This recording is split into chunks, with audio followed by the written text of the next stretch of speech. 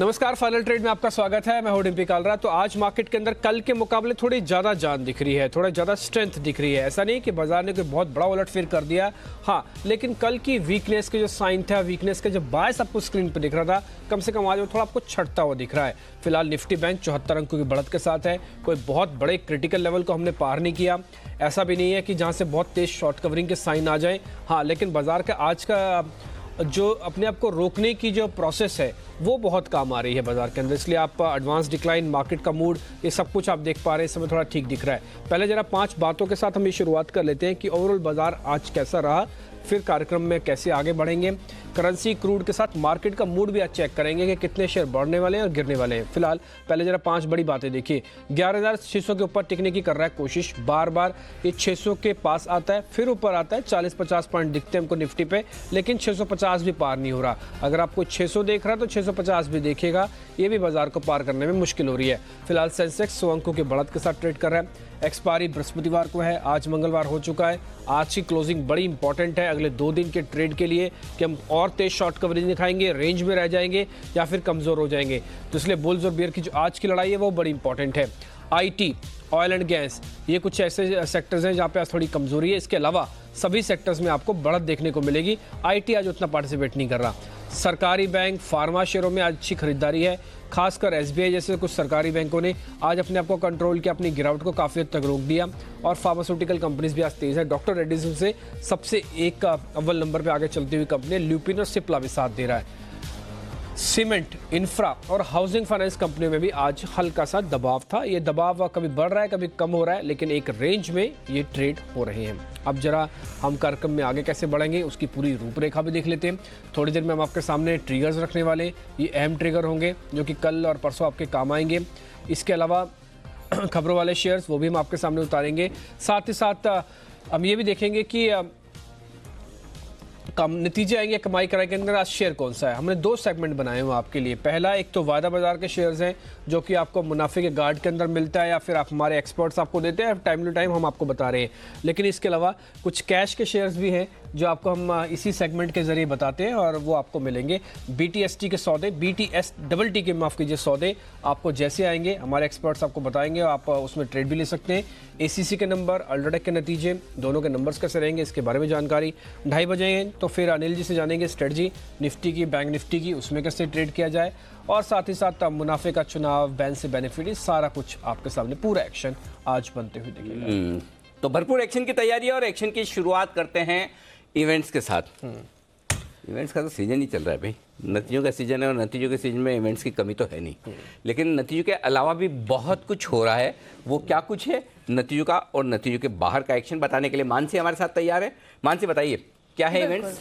जी शुक्रिया अनिल जी। चुनाव का माहौल, 3rd फेज की वोटिंग अब भी जारी है। आपको बता दें 7 फेज में सबसे बड़ा और सबसे अहम फेज यही है, तीसरा चरण। क्योंकि नरेंद्र मोदी के होम स्टेट गुजरात की 26 सारी की सारी 26 सीटों पर वोटिंग हो रही है। अमित शाह इसी सीट से लोकसभा चुनाव के लिए डेब्यू करने जा रहे हैं। 2014 में आपको बता दें बीजेपी ने सारी की सारी 26 सीटों पर जीत हासिल की थी। तो कुल मिलाकर 15 राज्यों में 117 सीट पर मतदान हो रहा है। बड़ा इवेंट आज के लिए। इसके अलावा नतीजे हैं, FNO स्पेस में ACC और टाटा ग्लोबल बेवरेजेस दोनों ही कंपनियां अभी अपने नतीजे पेश करेंगी। कैश सेगमेंट में Coromandel international, ICICI securities, Sterlite technologies जैसी कंपनियों के नतीजे आने वाले हैं।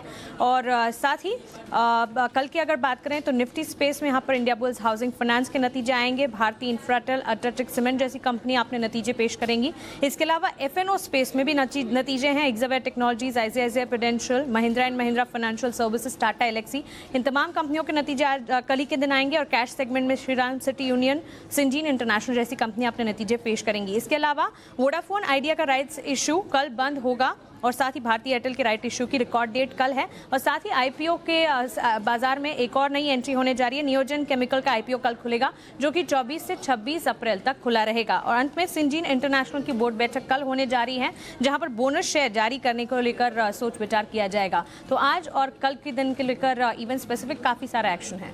ठीक है, काफ़ी सारा एक्शन होने वाला है और ये सारा एक्शन हम समेट के लिए कहते हैं क्या सेकेंडरी और क्या प्राइमरी मार्केट। प्राइमरी मार्केट के जो कॉल्स हमने जो एनालिसिस आपके सामने रखा ठीक वैसे हुआ। आपको ध्यान होगा हमने रेल विकास निगम के बारे में बातचीत की बिल्कुल। थी, उसके बाद वो जबरदस्त चला। उसके बाद एक और आईपीओ आया था, उसके बारे में भी हमसे चर्चा हुई थी, हमने कहा था आप रखिएगा ध्यान उसके अंदर। पॉलीकैब लगातार वो चला और अच्छा चल रहा था। और इसके अलावा आज एक नए आईपीओ की और चर्चा हम करेंगे, एनालिसिस करके बताएंगे कि इसमें आखिरकार आपको करना क्या है। ये भी बड़ा इंटरेस्टिंग है आईपीओ, इंटरेस्टिंग है। ठीक है, तो आपने बोल ही दिया इंटरेस्टिंग है, तो इंटरेस्टिंग चीज़ ज़रूर समझेंगे हम आगे कार्यक्रम में, इसके बारे में भी चर्चा होगी। खैर इस बीच पहले जरा खबर वाले शेयर्स भी देख लेते हैं पूजा से, और उसके बाद फिर मेहमानों का स्वागत करते हुए उनसे भी जानेंगे उन्होंने क्या सोचा है और वो क्या कौन से शेयर आपको दे रहे हैं। पहले पूजा जल्दी से आप खबर वाले शेयर्स भी बता दीजिए। जी, बैंकिंग शेयर फोकस में है और यहाँ पर सूत्रों के हवाले से खबर आ रही है कि FY20 में सरकारी बैंकों के लिए FPO लाने की तैयारी कर रही है सरकार, और इसके जरिए सरकार अपनी हिस्सेदारी को कम करेगी और पब्लिक शेयर होल्डिंग इन सभी बैंकों में 25% तक लाने की योजना है। तो इसके चलते तमाम सरकारी बैंकों में आज एक एक्शन दिख रहा है। चोलामंडलम इन्वेस्टमेंट शनिवार को कंपनी की बैठक होगी, जिसमें कि शेयर विभाजन यानी कि स्टॉक स्प्लिट को लेकर कुछ घोषणा हो सकती है। वेदांता से जुड़ी भी खबर आ रही है। आज तूतीकोरिन प्लांट मामले में सुनवाई होनी थी, लेकिन अब वो एक बार फिर से टल गई है और अब अगली सुनवाई 11 जून को बताई जा रही है। तो वेदांता फोकस में है। जी एंटरटेनमेंट और भारती एयरटेल से भी जुड़ी खबर है। जी एंटरटेनमेंट ने भारती एयरटेल की सब्सिडरी के साथ मिलकर एक स्पॉटलाइट चैनल लॉन्च किया है, जिसमें कि वीडियो ऑन डिमांड कंटेंट होगा, और इसके चलते जी एंटरटेनमेंट में देखिए कुछ ब्रोकरेज हाउस की तरफ से और कुछ खबरों की वजह से आज सुबह से ही तेजी है। कैपेसिटी इंफ्रा कंपनी को 2 बड़े ऑर्डर मिले हैं और 342 करोड़ के कुल ऑर्डर कंपनी को मिले हैं, और इस खबर के बाद स्टॉक में भी तेजी देखी गई है। और आखिर में बात करते हैं मेनन बेयरिंग्स की। कंपनी के कुछ देर पहले ही नतीजे आए हैं और मुनाफा घटा है कंपनी का, और इसके अलावा आय में बढ़त इस बार देखी गई है। 38 करोड़ से बढ़कर जो आय आई है वो 39 करोड़ की आई है। तो नतीजों पर भी आज फोकस है। ठीक है, कुछ रिजल्ट्स पे तो फोकस है ही, खासकर एसीसी के नंबर्स बड़े इंपॉर्टेंट है, जहाँ पे ग्रोथ भी होगी 5 से 7% की, 28% मुनाफा भी बढ़कर आएगा। इन सभी चीज़ों पर हमको ध्यान रखना है। 3 मेहमान हमारे साथ जुड़ रहे हैं, राजेश जी, राकेश जी और कुणाल हमारे साथ जुड़ रहे हैं, उनसे बातचीत करेंगे। राजेश जी, राकेश जी और कुणाल। राजेश जी, राकेश जी, कुणाल जी। ओके, तो आप सबका स्वागत है और स्टॉक्स पे फोकस करें सीधा। बिल्कुल सर, उसी भी कह सकते हैं। वैसे इंडेक्स पे मैं आपको बधाई भी दे सकता हूँ आज, वो इसलिए भी दे सकता हूँ बहुत ज़ोरदार तरीके से, क्योंकि इतने उतार चढ़ाव के बीच में अभी मेरे को पता नहीं क्लोजिंग कैसी जाएगी, लेकिन दिन भर में अभी तक ये 2:06 तक, तो जैसा आपने बोला वैसे ही हुआ है मार्केट के अंदर अभी तक। तो हाँ, उम्मीद के मुताबिक बाजार में शॉर्ट करने से थोड़ा रुकना चाहिए। आज शॉर्ट ना करें। आज के बाजार में डिम्पी सबसे एक खास बात बताता हूँ जो अभी तक के बाजार में है, जो शुरुआत के 1.5 घंटे में हो गई थी और वो अभी तक है। सुबह 10:30 बजे तक जो चीज़ हुई वो आज भी अभी भी दिख रही है, और वो ये है कॉन्फिडेंस, कन्विक्शन। हाँ, और ये कॉन्फिडेंस और कन्विक्शन एक बड़ी चीज़ में दिख रहा है। क्या? कल निफ्टी और बैंक निफ्टी ने जो लो बनाया था, निफ्टी का कल का लो था 29,647, वो तोड़ा नहीं है। आज का लो है 29,667। 29,700 के नीचे 2 बार गया, टिका नहीं, तुरंत ऊपर आ गया, यानी कि कल के लो के नीचे जाना नहीं है। तो इसका मतलब, और दूसरा है बैंक निफ्टी, आज का लो है 11,582 और कल का लो था 11,583, मतलब वहीं का वहीं है। इसका मतलब क्या है? इसका मतलब कहीं न कहीं मार्केट 2 चीज़ें मान रहा है। पॉइंट नंबर 1, कल का रिएक्शन जरूरत से ज़्यादा था। पॉइंट नंबर 2, कमज़ोर ट्रेडर्स की पोजीशन कल ख़त्म हो चुकी है। क्या सुबह भी बता रहे थे आप? जो सुबह हम बात कर रहे थे। तो ये 2 चीज़ें आज दिख रही कि पहली चीज़, कल का लो 2 बार ट्राई किया, तोड़ा नहीं, सुबह पहले घंटे में हो चुका ये, और उसके बाद पहले घंटे में जो लो बने वो अभी तक पूरे दिन में तोड़े नहीं है। ये बाजार की ताकत दिखा रहा है। अब ये ताकत कब तक बनी रहेगी वो भी बता देता हूँ। 2:45 बजे तक। उसके बाद क्या होगा? 2:45 बजे के बाद मेक और ब्रेक है, उसके लिए बने रहिए जी बिजनेस पर।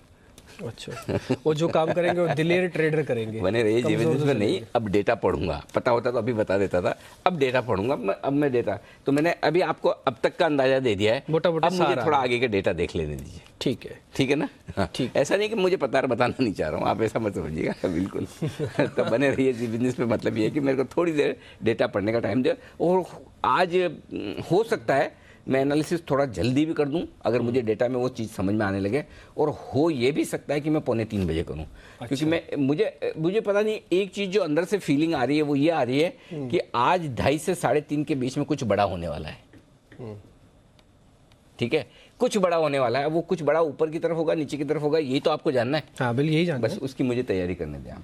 चलो ठीक है, तो आप कीजिए तैयारी। इस बीच मेरे पास कुछ एक शेयर है। राजेश जी, राकेश जी और कुणाल जी हमारे साथ जुड़ चुके हैं। आप सबका स्वागत है। राजेश जी, पहले आपसे सवाल। मेरे पास ना एक शॉर्ट कवरिंग का शेयर है, वो है भारत फोर्ज। बस चेक करके आपको ये बताना डॉक्टर की तरह कि ये शेयर चलेगा कि नहीं चलेगा।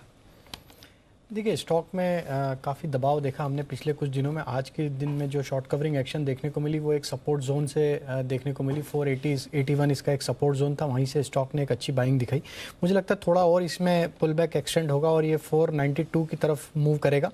तो अभी भी जिनका पोजीशन है वो होल्ड करें और 483 स्टॉप लॉस ट्रेल कर ले। 492 मुझे लगता है 492 इवन 495 तक भी ये पुल बैक एक्सटेंड हो सकता है, तो होल्ड रखना चाहिए 483 के स्टॉप लॉस से। ठीक है। कुणाल जी, आज सरकारी बैंकों में ना खरीदारी है। पूजा थोड़ी देर पहले ये भी बता रही थी कि सरकार एफपीओ लेके आना चाहती है, कुछ सरकारी बैंकों में हिस्सेदारी को भी कम करेगी। सरकार की हिस्सेदारी कम होना है एक मैक्रो इवेंट, बट कई बार क्या है ना, शेयर के प्राइजेस को भी अपलिफ्ट करता है।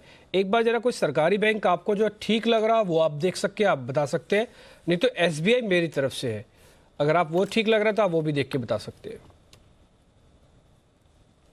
देखिए, चार्ट पर अगर आप देखें डिम्पी, तो अभी तक किसी तरह का कोई बड़ा ब्रेकआउट किसी भी सरकारी बैंक के चार्ट पर नहीं आया। स्टेट बैंक में जरूर आज एक अच्छा पुलबैक है निचले स्तरों से, लेकिन इसमें भी एक क्रिटिकल रेजिस्टेंस है जो मुझे लगता है कि पार होना थोड़ा सा मुश्किल रहेगा।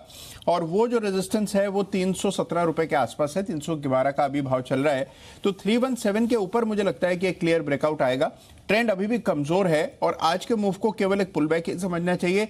बैंक निफ्टी भी अगर आप देखें डिम्पी, तो आज का जो डे हाई है उन स्तरों से काफी नीचे आकर के अभी ट्रेड कर रहा है। तो मुझे लगता है कि जब तक एक डिसाइसिव मूव ना आ जाए, सरकारी बैंकों में खरीदारी की जल्दबाजी नहीं करनी चाहिए। ठीक है, अभी कोई जल्दबाजी तो ना करें। हाँ, लेकिन ये है कि बैंक निफ्टी ने आज का जो अपना हिम्मत दिखाई है वो ठीक है, हाई से थोड़ा नीचे आया है, ये बात भी नोटिस करनी चाहिए।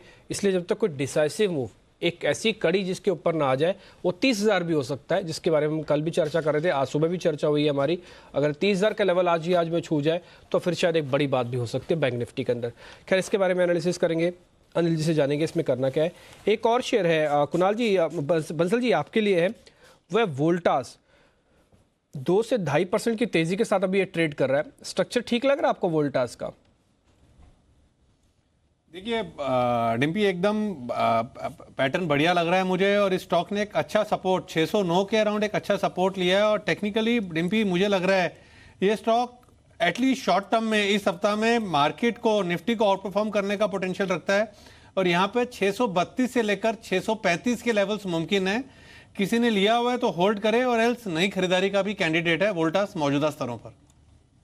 तो राकेश जी की लिस्ट में वोल्टास उनको ठीक लग रहा है, यहाँ पे ध्यान रखें। राजेश जी की लिस्ट में भारत फोर्ज हमने पता किया था, पुल बैक के हिसाब से थोड़ा और पुल बैक आ सकता है। कुणाल जी से हमने बैंकिंग के बारे में पता किया, एसबीआई पूछा, वो कह रहे हैं अभी थोड़ा रुक जाइए, थोड़ा डिसाइसिव मूव आ जाए फिर इसमें ट्रेड करेंगे। तो तीनों सेक्टर्स के हमने अलग अलग दिग्गज पूछे और तीनों पे राय आपके सामने। और अब सीमेंट शेयरों में आज एसीसी के नतीजे हैं और कल अल्ट्राटेक के। थोड़ी देर में तो हमारे इस पे भी सहयोगी थोड़ी हमारे साथ जुड़ने वाले हैं। वो एक बार पोल ले लेंगे, हाँ। अनुमान ले लेंगे और उसके बाद हम उस पर सवाल पूछेंगे। लेकिन उससे पहले टाटा ग्लोबल, इसके भी नतीजे आज हैं और देख लेते हैं कि इसका हाल कैसा है। नतीजे कमज़ोर आने की आशंका तो है और आज सुबह हमने इसको शॉर्ट करने की राय भी दी थी। अभी गिरा है कि नहीं, नो तो 210 के आसपास है, ठीक है।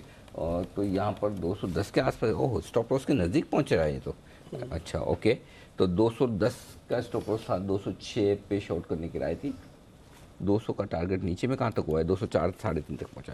अच्छा, टाटा ग्लोबल, कुणाल जी जरा इसकी रेंज अहम क्या है वो बता दीजिए। नतीजे आने वाले हैं, किसी भी वक्त आएंगे, उससे पहले किन लेवल्स पर फोकस करना है? देखिए, जो क्रिटिकल लेवल इंट्राडे के लिहाज से एनएलजी है वो 212 रुपए का मुझे लगता है कि काफी क्रिटिकल एक रेजिस्टेंस है जो कि इंट्राडे चार्ट्स पर साफ दिखाई पड़ता है। तो जब तक 212 के ऊपर ना जाए खरीदारी नहीं करनी चाहिए। और नीचे की ओर जो 206 रुपए का लेवल है, जहां पर आज सवेरे इसने काफी समय तक एक बेस बना के रखा था, वो लेवल काफी क्रिटिकल है। तो मुझे लगता है कि शॉर्ट करें 206 के नीचे और ऊपर की ओर 212 के ऊपर इसमें खरीदारी करनी चाहिए। अभी ये स्टॉक निचले स्तरों से अच्छी रिकवरी दे रहा है, तो ये मुझे लगता है कि थोड़ा सा परेशानी में डाल रहा है। मौजूदा स्तरों पर जब तक 212 पार ना हो, नई खरीदारी करने से बचना चाहिए। ठीक है, काफ़ी सारे स्टॉक्स इस बीच और हैं जो मोमेंटम अभी दिखाना शुरू हो रहा है। इसमें से एक बाटा भी है, 2 से 2.5% ऊपर है। राजेश जी जरा बाटा को देखिए। मैं ये नहीं पूछ रहा कि इसके अंदर और कितनी तेजी आएगी। जिन्होंने आज सुबह सुबह खरीदा है उनको इंट्राडे का प्रॉफिट बुक करके एक बार बाहर आना चाहिए कि नहीं आना चाहिए, कि अभी बने रहना चाहिए? देखिए, अगर इसका ओवरऑल स्ट्रक्चर देखें तो स्टॉक तो पॉजिटिव है, और जिस तरीके का इसमें बाइंग एक्शन हम जब भी डिप आती है उसमें लोअर साइड से देखने को मिलता है, स्टॉक में मोमेंटम बना हुआ है बाइंग साइड का। सो जिन्होंने भी लिया हुआ है उन्हें अब यहाँ से स्टॉप लॉस ट्रेल करके 1435 कैश का लेवल, और फ्यूचर में अगर हम बात करें तो 1430 का लेवल इंपॉर्टेंट रहेगा, तो यहाँ से ट्रेल कर लेना चाहिए स्टॉप लॉस 1430-35 के रेंज में और बने रहना चाहिए। मुझे लगता है जिस तरीके का इसमें बाइंग इंटरेस्ट है कंटिन्यू रहेगा, और ऊपर में 1465 1470 तक के भी टारगेट देखने को मिल सकते हैं, तो स्टॉप लॉस ट्रेल कर ले 1435 पे। 1435 मजबूत है, अच्छा चला आज सुबह मिस हो जूते गया। भी इसके अच्छे ही चलते हैं। सर जूते भी अच्छे चलते है ना? हैं। आज सुबह जब किरण जी थे ना, तब मेरे माइंड में आ रहा था कि मैं ऐसा कौन सा शेयर है जो मिस कर रहा हूँ, किरण जी से पूछ नहीं पा रहा हूँ। यही था, यही था। भाई वो सिंपल फॉर्मूला डिम्पी है, जिसके प्रोडक्ट्स अच्छे चलते हैं उसके शेयर के दाम भी अच्छे चलते हैं, नहीं है कि नहीं? सिंपल चीज है इसमें, अगर प्रोडक्ट ही अच्छे नहीं तो शेयर कैसे चलेगा? यही फॉर्मूला सब में लागू होता है। क्या बोले सर, फंसा देते हो आप तो, क्या बोले इसमें? नहीं, अब आदमी बोले तो मरे, नहीं बोले तो मरे। तो ऐसे वक्त पे ना बंसल जी की मदद लिया करें आप। नो कमेंट्स करने के कंसल जी ने कल एक फॉर्मूला बता रहे थे कुणाल जी, अच्छा, कि जब कुछ समझ लगे और आपको लगे टफ क्वेश्चन आपके पास आ गया तो नो कमेंट्स कर नो दें। कमेंट्स। चलिए कोई बात नहीं, डिम्पी जी ने इस पर कमेंट किया है नो कमेंट्स, ठीक है, मैं समझ गया, लेकिन आपके नाम है वो मतलब जवाब मिल गया हमें। चलिए, तो प्रोडक्ट्स बाटा के बहुत अच्छे हैं, ये बात समझ में आ रही है।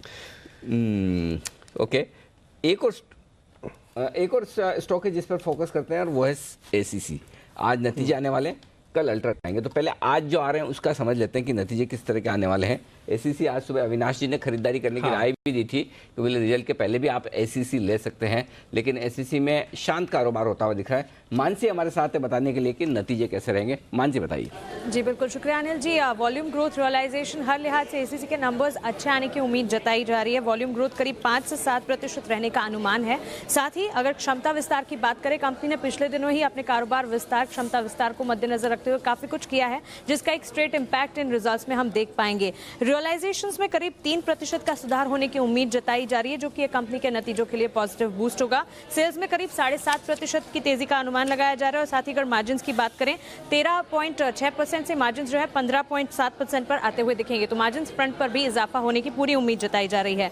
फ्यूल फ्रेट खर्च घटने से मार्जिन को काफी हद तक सपोर्ट मिलता हुआ दिखेगा, और जो कि इन नंबर्स पर रिफ्लेक्ट होगा। और अच्छी बात यह है कि टैक्स दर में करीब 6% की कमी हुई है, जो कि मुनाफे को काफी हद तक सपोर्ट करेगा। सीमेंट सेक्टर में पर्टिकुलरली डिमांड तो हर तरफ से रही थी, लेकिन प्राइस जो है वो ज्यादा बढ़ नहीं पा रही थी, जो कि अब ये सिचुएशन धीरे धीरे इरेज आउट होती हुई जा रही है। तो तमाम सीमेंट स्टॉक्स में अच्छे नतीजे हैं, लेकिन एसीसी की अगर बात करें तो अच्छे नतीजे से ही शुरुआत होगी। अच्छा मानसी, इसमें कुछ बुरा भी है? जब तक आपने नंबर्स में बताया, कोई ऐसी चीज है जो बुरी है वो भी बता दीजिए। जी नहीं, बिल्कुल, यहाँ पर क्षमता विस्तार को मद्देनजर रखते हुए कंपनी काफी कुछ कर रही है, तो पॉजिटिव साइड पे ही है। बस यही है कि प्राइस के हिसाब से कंपनी अपने आप को पॉजिटिवली नहीं साबित कर पा रही थी। डिमांड रहती थी, लेकिन फिर भी प्राइस नहीं बढ़ा पा रही थी। ये सिचुएशन भी इरेज आउट हो रही है। और एक और बात है, एसीसी Q1 के रिजल्ट पेश करने जा रही है। ठीक है, Q1 जी इन्होंने चेंज कर दिया, फाइनेंशियल ईयर और अकाउंटिंग ईयर सेम कर दिया। जी सर वैसे इन्हें चेंज हो ही जाना चाहिए। वो नहीं हो ही जाना चाहिए, ये सीधा जनवरी नहीं दिसंबर होना वाला चाहिए, नहीं होना चाहिए, नहीं सर होना चाहिए। ना ना ना, जनवरी दिसंबर होना चाहिए। नहीं, ये क्या बीच में मतलब आधा साल इधर में फंस जाओ, आधे में इधर में फंस जाओ। ये तो कुछ भी नहीं है। जब आप सीए की पढ़ाई करते हैं ना, टैक्स में, तब एक फाइनेंशियल ईयर होता है, फिर दूसरा असेसमेंट ईयर होता है। तो फाइनेंशियल ईयर 2017-2018, असेसमेंट ईयर 2018-2019। फिर सवाल आते थे हमारे, इनकम टैक्स के प्रोविजन कौन से साल में बदले। अब वो आप फाइनेंशियल ईयर याद करो, कभी कंफ्यूजन असेसमेंट ईयर से हो जाता था, तो बहुत मुश्किल है। तो मैंने जब 93 में सीए किया, तब ये इतना लाइफ में कंफ्यूजन रहता था, बता नहीं सकता।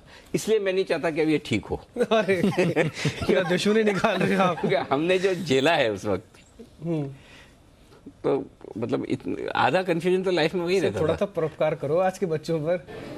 ठीक है, नहीं याद रख पा रहे आज डिम्पी जी कह रहे तो मेरा दिल थोड़ा नरम है, तो हो जाना चाहिए। ये बहुत जरूरी है कि कैलेंडर ईयर और फाइनेंशियल ईयर सेम होना चाहिए। ऐसे याद है ना, 17, 18, 19। हाँ, वित्त वर्ष 2017, वित्त वर्ष 2018, कितना बढ़िया लगता है। 17 मतलब 2017 जनवरी से, ठीक है ना, कर देना चाहिए ना। राजेश जी आपकी क्या राय है? कर देना चाहिए। राकेश जी आपकी क्या राय है? अनिल जी, मेरी समझ से तो जो चल रहा है जैसा सिस्टम ना, वही चलते रहना चाहिए। देखिए, ना तो मैं सी हूँ आप जैसा, अब उसी चीज की आदत पड़ गई है। अब उस सिस्टम को अनिल जी छेड़ेंगे तो मुझे तो पर्सनली फिर समझने में काफी दिक्कत होगी। हम डिम्पी जी जैसे इतने टैलेंटेड तो है नहीं क्या कि बंसल जी, चेंज क्या के बात साथ है? जल्दी से अडेप्ट कर जाएं। उल्टा हो तो आसान वाला तरीका है। अब कहाँ 17, 18, 18, 19 आप याद रखेंगे, सीधा 17 और 18 बात ही खत्म। 2 साल बता रही, दो ही शब्दों में। इसमें क्या कंफ्यूजन है? कुणाल जी बताइए। मेरे ख्याल से तो अनिल जी तुरंत कर देना चाहिए। मुझे तो अनिल जी कई बार ऐसा लगता है कुछ एक पावर्स आपके पास भी होनी चाहिए क्योंकि हम लोग मुहिम बहुत सी चलाते हैं, आपको पावर मिल जाए। देखिए अभी मैंने आपका वो मेकिंग देखा आपके इन्वेस्टमेंट गुरुकुल का, सरकार उसमें जो आप सरकार बने हुए हैं, तो आपको पहले ही अंदाजा था कि अनिल जी की सरकार आपके हाथ में आ जाएगी? मुझे है ना, आप एक काम करो, एक दिन के लिए सब बना लो, बस एक दिन, इससे ज्यादा नहीं। अल्टीमेटली तो मुझे यही करना है, मुझे यही काम करने में मजा आता है, तो करना तो मुझे यही आपके साथ शो कुणाल जी, इसके अलावा और कुछ करना नहीं है। लेकिन हाँ, एक दिन के लिए जो बनाना, ताकि मुझे जो चेंजेस करवाने वो करवा देता हूँ। सच्ची में है डिम्पी, इतना कन्फ्यूजन है लाइफ में। अच्छा, एक चीज़ और चेंज होनी चाहिए हिंदुस्तान में, वो बहुत ज़रूरी है, वो इससे भी ज़्यादा ज़रूरी है, और वो ये है कि जो जिस तरह से ये कानून की किताबें लिखी जाती हैं ना, लो notwithstanding with pursuant to earlier any section subsection so and so, सारा 3 लाइन तो है ना, पूरा उसी में चले जाता है। अब समझ नहीं आता क्या है, अरे आसान भाषा में लिखो ना, है ना, आसान भाषा में ये पूरा लो। एक जो सिंपल लिटरेट आदमी है उसको भी कानून समझ में आना चाहिए, नहीं तो मतलब इतना घूमते रहते हैं। और सीए लोगों में सीएस करके भी मैं है ना ढंग से कानून नहीं समझ पाता, तो नॉर्मल आदमी की तो क्या बात हो रही है। तो सबसे पहले पूरा लॉ फिर से लिखना चाहिए। ये भी जरूरी है, ये भी जरूरी है, तो अति जरूरी है। हाँ, एक दिन के लिए कुछ पावर दे दो, जो कुणाल जी कह रहे हैं, मैं बहुत सारी चीजें चेंज कर दूंगा। एक दिन के कानून मंत्री। हाँ ठीक है। अच्छा, मैं एसीसी पे पूछ रहा था कुणाल जी आपसे, मतलब आप है ना कुछ करने की सोचो।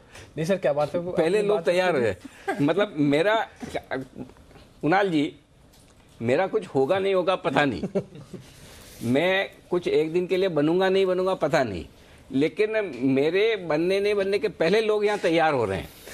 आशु मदान जी मैसेज करके भेजे कि sir I want to become anchor for one day. वो पहले एंकर बन रहे हैं। आशु जी, ऐसा हम क्या खराब काम कर रहे हैं जो आप, मतलब हमें तो पता है कि हमें दूसरी चीजें में सिस्टम सुधारना है, इसलिए हम वो बनना चाहते हैं कि भाई कानून को सुधारना है, फाइनेंशियल ईयर, अकाउंटिंग ईयर को सुधार। अब जी आशु जी तो केवल एंकर बनना चाहते हैं। मैं और राकेश जी तो जब आप प्रधानमंत्री बनेंगे, अपने कौन से पोर्टफोलियोज हमें मिलेंगे, हम तो उसकी चर्चा कर रहे हैं। चलो ये फिर छोड़ देते हैं। ये बात वो कहते हैं कि निकलेगी तो बहुत दूर तक जाएगी, तो बहुत दूर तक जा रही है। तो चलिए, ओके ठीक है, पहले मैं तो कुछ बन जाऊं, फिर दूसरों को बनाऊं, ये कोशिश रहेगी। लेकिन हाँ, बाजार कोशिश कर रहा है ऊपर आने की। हाँ, अच्छा कुणाल जी, आप एसीसी के बारे में बता रहे थे, इसका जरा चार्ट बता दीजिए। मानसी तैयारी कुछ भी खराब नहीं है, सब कुछ तो ठीक ही आ रहा है नंबर्स में, बस एक ही प्रॉब्लम है, प्राइस वाला फैक्टर है, वो साउथ इंडिया में इन्होंने ठीक बता दी, क्योंकि पैन इंडिया की कंपनी है, हर जगह से बेनिफिट तो नहीं मिला। एसीसी का चार्ट देख के बताइए आप सर। डीपी चार्ट भी काफी अच्छा है, मुझे लगता है कि हालांकि देखिए आज कुछ सुस्त कारोबार हो रहा है और आप देखिए कल एक करेक्शन भी स्टॉक में आया है, लेकिन ओवरऑल स्ट्रक्चर काफी स्ट्रांग है। मैं सारे सीमेंट स्टॉक्स को लेकर बुलिश हूं, सब में ब्रेकआउट है। ग्रासिम में आप आज अच्छी तेजी देख रहे हैं निचले स्तरों से, मुझे लगता है एसीसी में भी ऊपर के लेवल्स देखने को मिलेंगे। पहला हर्डल 1700 का है, ये लेवल पार हुआ तो 1725 1735 के भाव देखने को मिलेंगे। मेरी राय में एसीसी बाय करने में हर्ज नहीं है। 1660 का एक स्टॉप लॉस रखें, 10 रुपए 11 रुपए मामूली सा स्टॉप लॉस है, और ऊपर की ओर मुझे लगता है 1700 पहला और बाद में 1735 का दूसरा टारगेट होगा। ठीक है, तो आप कह रहे हैं कि 1700 तक तो आ सकता है आराम से। फंडामेंटल व्यू भी मिला, टेक्निकल व्यू भी मिला, मानसी ने आपको लेवल्स भी बता दिए, आप इस पे ध्यान रखें। इस बीच मुंबई और दिल्ली के बीच में 28 नई उड़ाने की शुरुआत स्पाइस जेट और कर रहा है।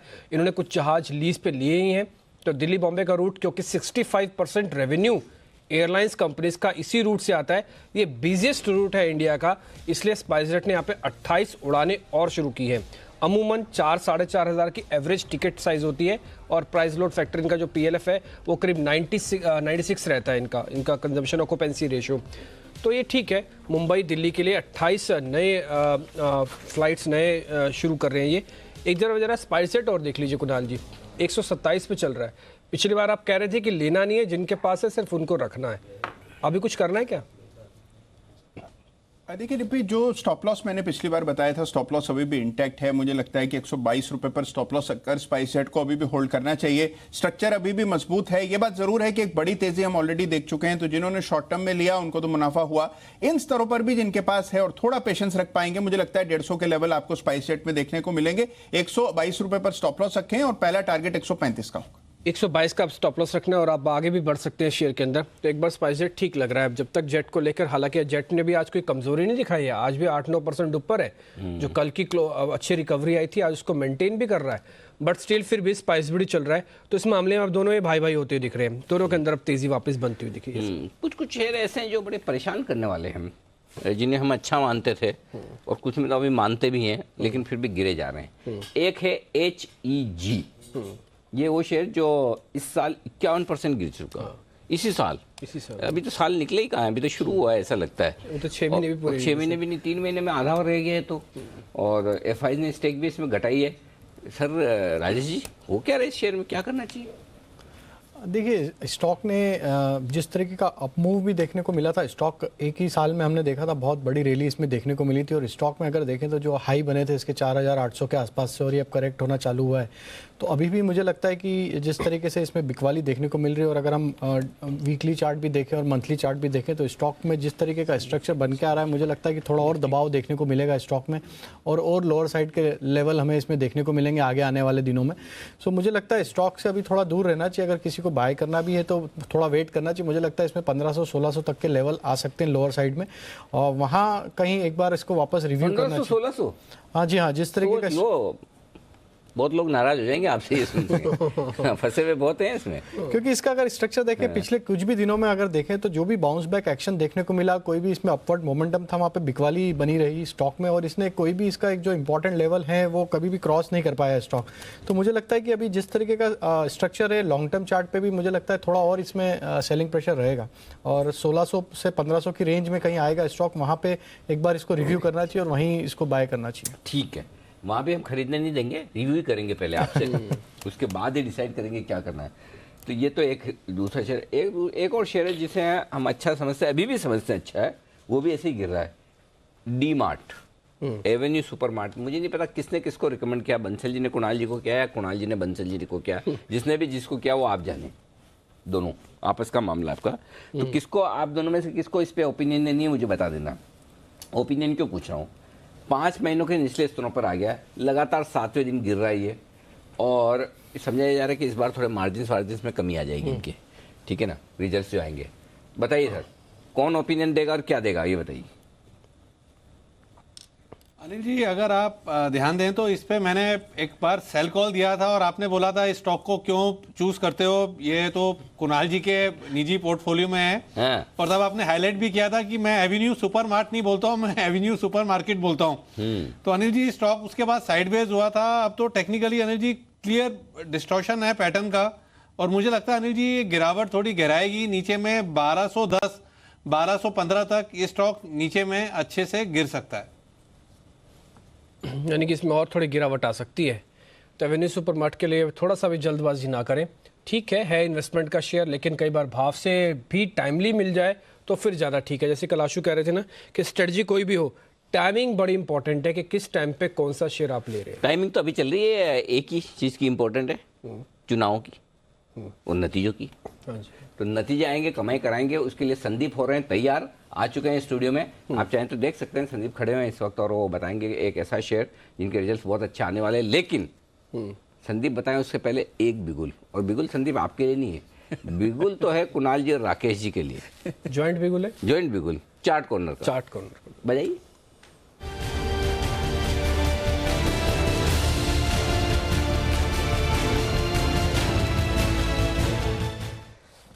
यस सर, बताइए।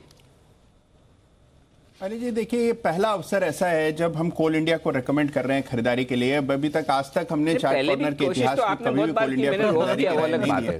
कोशिश तो पहले भी आपने कई बार की है। बिल्कुल अनिल जी, आज मौका और बाजार देखकर इस पर खरीदारी की राय दे रहे हैं। कोल इंडिया ने देखिए 250 के एक रेजिस्टेंस को पार किया है, इसमें निचले स्तरों से बहुत ही शानदार अपमूव आया है और हमें उम्मीद है कि ये काउंटर अब 270 तक बढ़ेगा, तो मौजूदा स्तरों पर कोल इंडिया को खरीदारी करनी चाहिए। ये स्टॉक थोड़ा स्लो मूविंग है तो थोड़ा पेशेंस रखना पड़ेगा, लेकिन बहुत ही बेहतरीन ब्रेकआउट कोल इंडिया में काफी अरसे बाद आया है, इसलिए खरीदारी की राय दे रहे हैं। Over to Rakesh.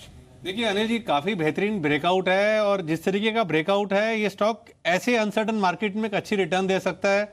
और मोस्ट इंपॉर्टेंट अनिल जी, जब बोलना शुरू करा था तो स्टॉक 1.5% ऊपर था और अनिल जी ओपन इंटरेस्ट में देखें तो लगभग 22% के करीब लॉन्ग बिल्डअप का कैंडिडेट है, अच्छा कैंडिडेट है, खरीदारी करनी चाहिए। 251 का एक स्टॉप लॉस लगाएं, 259 यहाँ पहला टारगेट, 265 दूसरा टारगेट है और इन कोल इंडिया को खरीदने की राय है। एक बात कहूं राकेश जी, आपको जितना फोकस आप ये आगे वाले 2 पे कर रहे हैं ना, उसके बजाय पीछे वाले 2 डिजिट पे पकड़ो और उनको बढ़ाओ।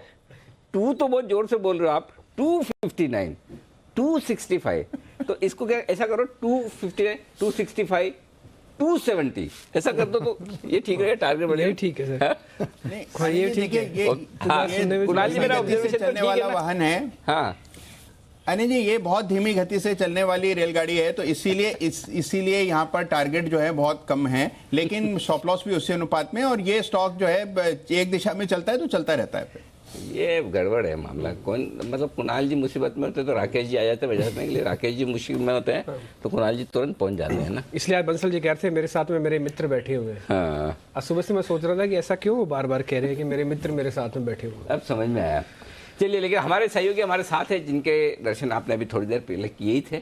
नतीजे आएंगे, कमाई करेंगे। इस खास सेगमेंट में हम बता रहे हैं वो शेयर जो कैश के हैं, बिल्कुल कैश के, कैश मार्केट के हैं, क्योंकि वायदा कारोबार के शेयरों में तो आपको रोज ट्रेडिंग का मौका मिल ही जाता है। कौन से हैं वो शेयर जिनके अच्छे या खराब नतीजे आने वाले हैं? खराब भी हो सकता है, अच्छे जरूर नहीं। कोशिश ये करते हैं ज़्यादा अच्छे वाले बताएं आपको, लेकिन किसी के खराब ही आ रहे तो हम क्या करें? तो उन नतीजों के बारे में बताएंगे। हाँ, अच्छे खराब आईपीओ के बारे में भी बताएंगे। आईपीओ की भी आने की तैयारी, नियोजन केमिकल्स का आईपीओ आ रहा है, वो भी मैं आपको थोड़ी देर में बताने वाला हूँ। लेकिन उससे पहले संदीप ग्रोवर है तैयार, आइए देखते हैं नतीजे आएंगे, कमाई कराएंगे।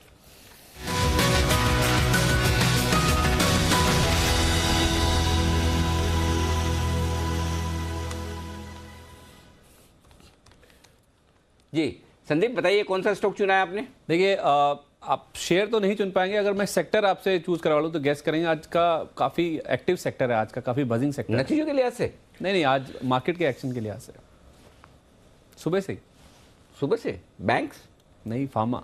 अच्छा, नेगेटिव साइड पे बिल्कुल फार्मा है लुपिन को छोड़ के। हाँ, लुपिन को छोड़ के। इनफैक्ट उस समय जब लुपिन को लेकर अपग्रेड आया था मॉर्गन स्टैनली का, तो पूरे सेक्टर में काफी हलचल देखने को मिली थी। लेकिन नतीजों के लिहाज से अगर आप देखें, कैश वाला स्टॉक जो कि आपको काफी हलचल दिला सकता है वो है एल्केम लैब्स का, क्योंकि छोटा बेस है। पिछले बार का अगर आप क्वार्टर देखें तो एक कुछ वन ऑफ आइटम्स भी थे, जिस वजह से आप देखें तो ना केवल मुनाफे का बेस बल्कि आप बिक्री का बेस भी देखें तो काफी छोटा आपको नजर आएगा। तो अगर आप रिपोर्टेड मुनाफा देखें तो उसमें करीब 4 गुना के आसपास की बढ़त आपको नजर आएगी। और अगर आप एडजस्टमेंट कर भी लें, जो मैं वन ऑफ आइटम्स की बात कर रहा हूं, एक मुश्त जो इनको कुछ आइटम्स हुई थी, तब भी अगर आप देखें करीब 2.25 गुना के आसपास की मुनाफे में बढ़त एडजस्टेड बेसिस पे भी देखने को मिल सकती है। देखिए, इस बार इनकी जो बिक्री है उसमें हो सकता है, चाहे आप घरेलू बिक्री की बात कीजिए या यूएस की बात कीजिए, 43 से 50% के आसपास के गेंस देखने को मिलेंगे। जो घरेलू बिक्री की बात है वहां पे छोटा बेस है, उसका इंपैक्ट देखने को मिलेगा। और यूएस में इन्होंने कुछ नए लॉन्चेस किए हैं, उस वजह से हो सकता है कि इस बार 50% के आसपास तक की बढ़त केवल यूएस के जो मार्केट की बिक्री है वहां पे इस बार देखने को मिल सकती है। उसके साथ साथ अगर आप बाकी अंतर्राष्ट्रीय बिजनेस भी देखें तो वहां करीब 17% के आसपास की ग्रोथ देखने को मिलेगी। खासतौर पे जो घरेलू फॉर्मुलेशन कारोबार है वहां पे इनका जो क्रॉनिक थेरेपी सेगमेंट है, जहां पे मार्जिन काफी ज्यादा रहते हैं, उसका योगदान धीरे धीरे बढ़ता हुआ दिख रहा है। यही कारण है कि इस बार जो मार्जिन जो कि पिछली बार 9.5% के आसपास के थे, इस बार 17% के आसपास के आते हुए दिखेंगे। तो नेट अगर आप देखें, इस बार एक तो वेतन खर्च इनका, R&D खर्च, और उसके साथ साथ जो अन्य खर्च जो कि पिछले साल के इसी क्वार्टर में बहुत ज्यादा थे, जिसका इंपैक्ट भी नंबर्स पे आया था, वो इस बार कम होते हुए दिखेंगे, जिससे मार्जिन में एक बड़ा सुधार इस बार देखने को मिलेगा। तो नेट देखा जाए, मुनाफे का बेस वैसे ही छोटा है, मार्जिन भी इंप्रूव हो रहे हैं और खासतौर पे यूएस की बिक्री बहुत अच्छी बढ़ती हुई दिखेगी, तो उसका फायदा एल्केम लैब्स में आता हुआ दिखेगा। आप कहेंगे कि छोटा बेस है पिछले साल का, शायद इस वजह से नंबर्स अच्छे रहेंगे, लेकिन अगर आप तिमाही भी देखें तब भी इनका जो मुनाफा है उसमें करीब 20% के आसपास की ग्रोथ देखने को मिलेगी, जो कि ऊंचा बेस है उसके बावजूद भी। तो नेट देखा जाए नंबर्स काफी अच्छे रह सकते हैं, क्योंकि साल दर साल अगर आप देखें बेस बहुत छोटा है इस कंपनी का। ठीक है, तो एल्केम लैब पे एक बार जरा टेक्निकल व्यू भी ले लेते हैं। आप तो कह रहे हैं कि नंबर इसका ठीक रहेंगे, मुनाफा 3 गुना के आसपास आएगा। एक बार राजेश जी जरा देखिए तो एल्केम लैब, इसके अंदर क्या करना चाहिए, टेक्निकली कैसा दिख रहा है? देखिए डिम्पी जी, देखें तो इसमें एक करेक्टिव एक्शन थी, लेकिन अब मुझे लगता है कि इसमें जो लोअर साइड पे जिस तरीके का बाइंग एक्शन देखने को मिला, मुझे लगता है स्टॉक कहीं ना कहीं एक बेस फॉर्मेशन की तैयारी कर रहा है, जो कि 1710-1700 के आसपास इसका बेस बनता हुआ दिख रहा है। मुझे लगता है कि अगर ये स्टॉक में एक बार ये स्टॉक यहाँ से 1760 का लेवल अगर क्रॉस कर लेता है तो ये बेस कन्फर्म होगा और फिर स्टॉक में एक हायर साइड का मूव देखने को मिलेगा, जो कि 1820 से 1850 तक इसको लेके जा सकता है।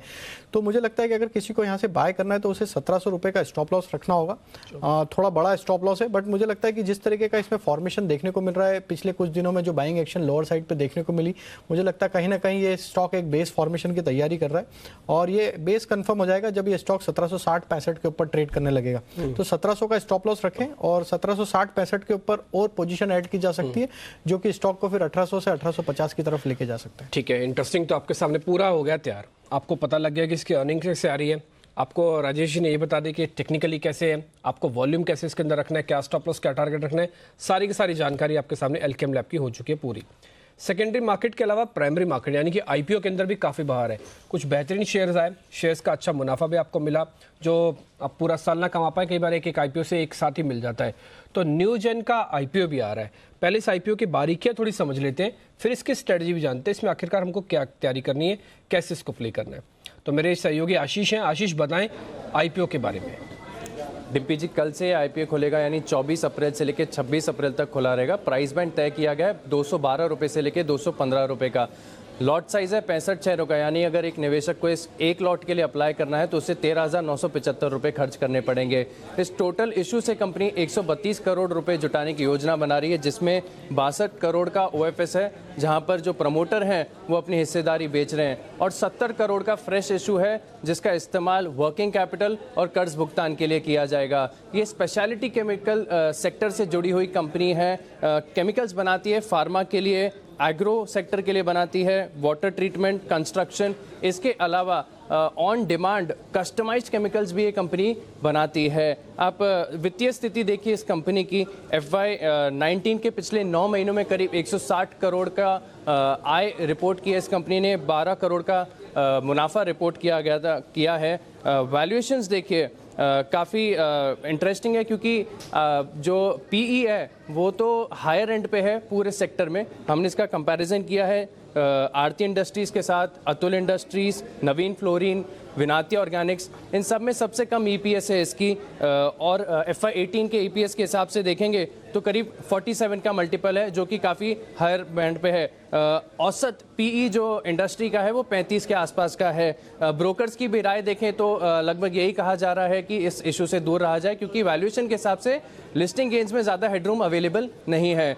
सबसे खास बात अंत में, क्योंकि ये इशू 250 करोड़ से कम का है, इसके लिए इसकी जो लिस्टिंग है वो BSE के T ग्रुप स्टॉक्स में की जाएगी, जिसका मतलब ये है कि ट्रेड टू ट्रेड है, इंट्राडे पॉसिबल नहीं होगा, और जो मूवमेंट है उसमें भी एक फिल्टर लगाया जाएगा।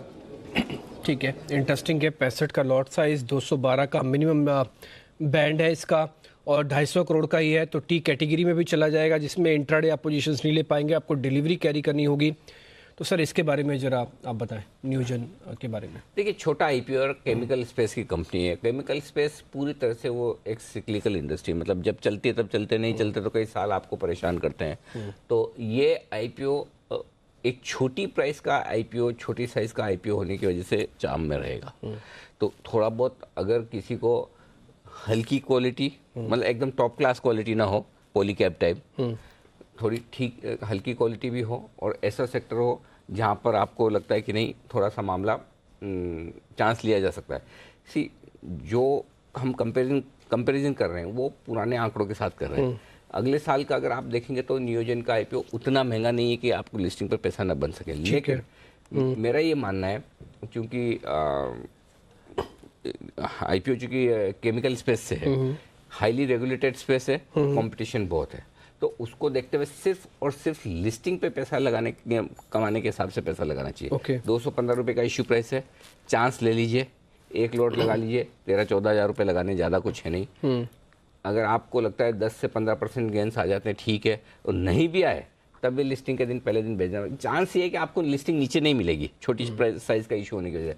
तो मेरा ये मानना, हाई रिस्क टेकिंग इन्वेस्टर जिसको रिस्क ज़्यादा लेनी है छोटे मुनाफे के लिए और लिस्टिंग के दिन बेच के निकल जाना है, वो पैसा लगा सकते इन्वेस्टमेंट तो नहीं है ना हैं। इन्वेस्टमेंट के हिसाब से नहीं, इन्वेस्टमेंट के हिसाब से लिस्टिंग के बाद देखेंगे, प्लस इन्वेस्टमेंट के हिसाब से केमिकल स्पेस में ढेर सारी कंपनियां और है, वहाँ करेंगे इन्वेस्टमेंट। सिर्फ और सिर्फ लिस्टिंग पर जितना मिले जो मिले ले लीजिए, उस हिसाब से पैसा लगा लीजिए।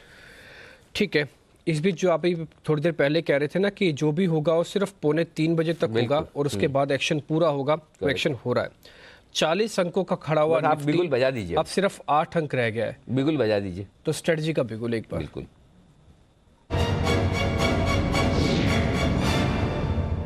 ये सारा ग्लोबल मार्केट बताएं कि या फिर आप? नहीं बताना पड़ेगा भाई, बिल्कुल ऐसा बताना तो पड़ेगा ही, क्या बात करें आप। मंडे ईस्टर की वजह से कल बंद था, तो फ्यूचर्स आज आपको रिफ्लेक्शन दिखा रहा है कि खास कुछ बड़ा यूएस मार्केट्स के अंदर नहीं होगा। 4 अंकों की मामूली गिरावट है, नेस्डैक के फ्यूचर्स भी 3 पॉइंट ऊपर है। ये उस चीज़ को भी डिस्काउंट कर रहा है जो डोनाल्ड ट्रंप ने ईरान को लेकर बयान दिया है। अभी तक तो ऐसा ही दिख रहा है। दूसरी बात, अब यूरोपियन बाजार जो आज खुले हैं उनके अंदर शुरुआती बढ़त हमको दिखी थी। अब फ्रांस और जर्मनी दोनों के बाजारों के अंदर 4.4% ऊपर थे, लेकिन अभी उतना ही नीचे है। फुटसी थोड़ा सा फ्लैट खुला था, अभी थोड़ा ऊपर आ चुका है, 1.4% ऊपर है। करेंसी और क्रूड एक बार जे भी देख लेते हैं और एशियन मार्केट्स की भी क्लोजिंग देखेंगे बाद में। ब्रेंट क्रूड अभी भी 74, 74.5 है। इसमें कहीं कोई प्रॉफिट बुकिंग का साइन नहीं आ रहा खबर आने के बाद भी। ये एक चिंता की बात है कि अगर 75 भी पार कर गया तो फिर क्या होगा, कहाँ तक हम पहुँच जाएंगे। अब आते हैं करेंसी पे। सुबह हमने करीब 7-8 पैसे की मजबूती के साथ करेंसी को देखा। आज कोई वाइल्ड स्विंग तो नहीं है, बट करेंसी का सपोर्ट नहीं है। आज सिर्फ 6 पैसे की कमजोरी के साथ अभी 69 पे 73 पैसे पे कर रहा है कामकाज। एशिया का एक बार मैं आपको हांगकांग का बाजार और जापानीज मार्केट दिखा देता हूँ।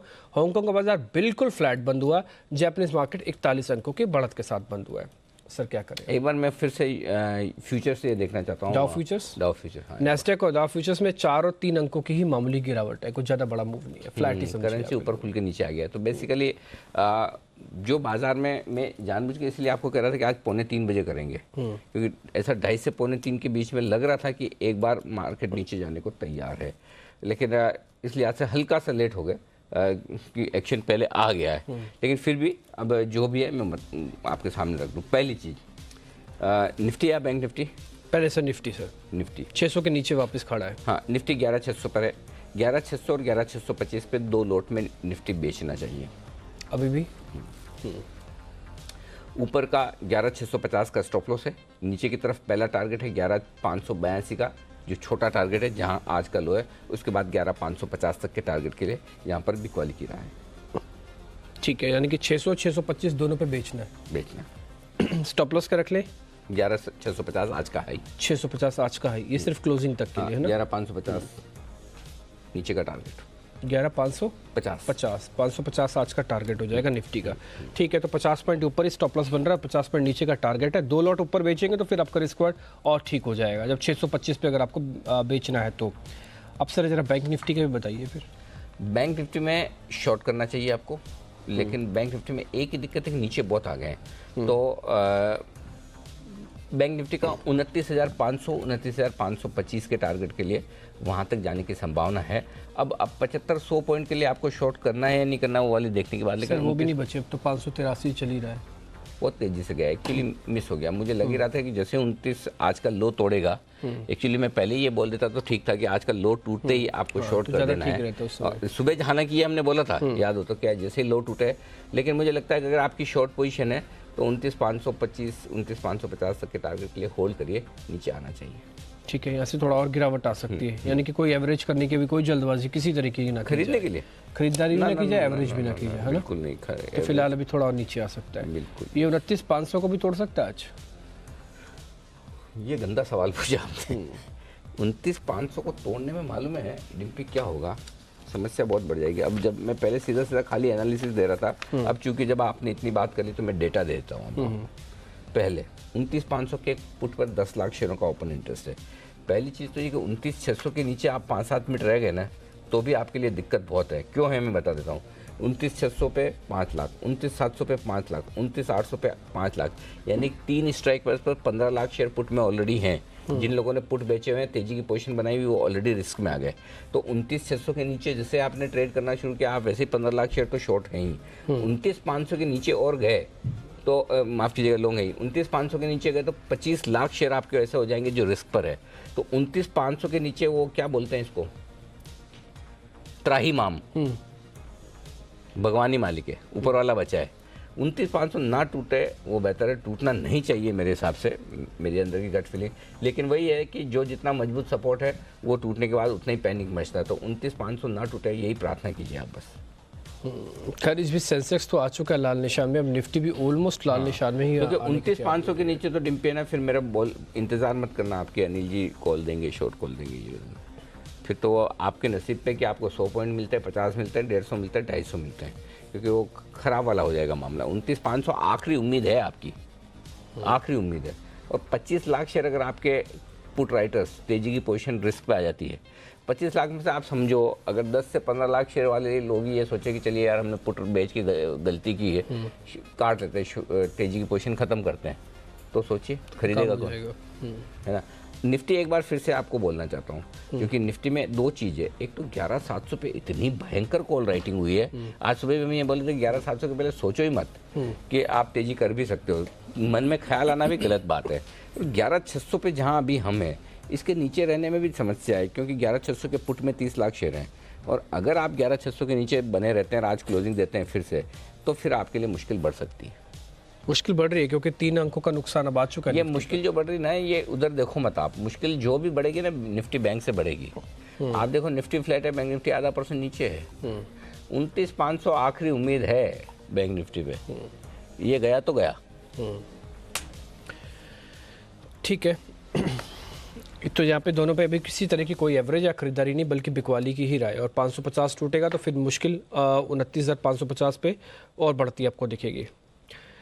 ठीक है, आगे बढ़ते हैं। फिलहाल अभी वापस से निफ्टी फ्लैट हुआ है, तो चलता रहेगा फ्लैट पॉजिटिव, लेकिन हाँ 40 अंकों को सिर्फ 4 ही मिनट में निफ्टी ने खो दिया। ये इसकी शैलोनेस इसकी बता रहा है, ये होलोनेस इसका बता रहा है कि किसे खाली हुआ पड़ा है, या फिर ट्रैपिंग कितना है, दबाव कितना आता है। जेट एयरवेज सुबह 9% ऊपर था, अभी आधा ही रह गया, 4.5% है। राजेश जी एक बार जरा जेट को देखिए, ये अपने आज के इंट्राडे लो को तोड़ के क्लोजिंग करेगा क्या? आज का इसका इंट्राडे लो कैश में 157.50 का है।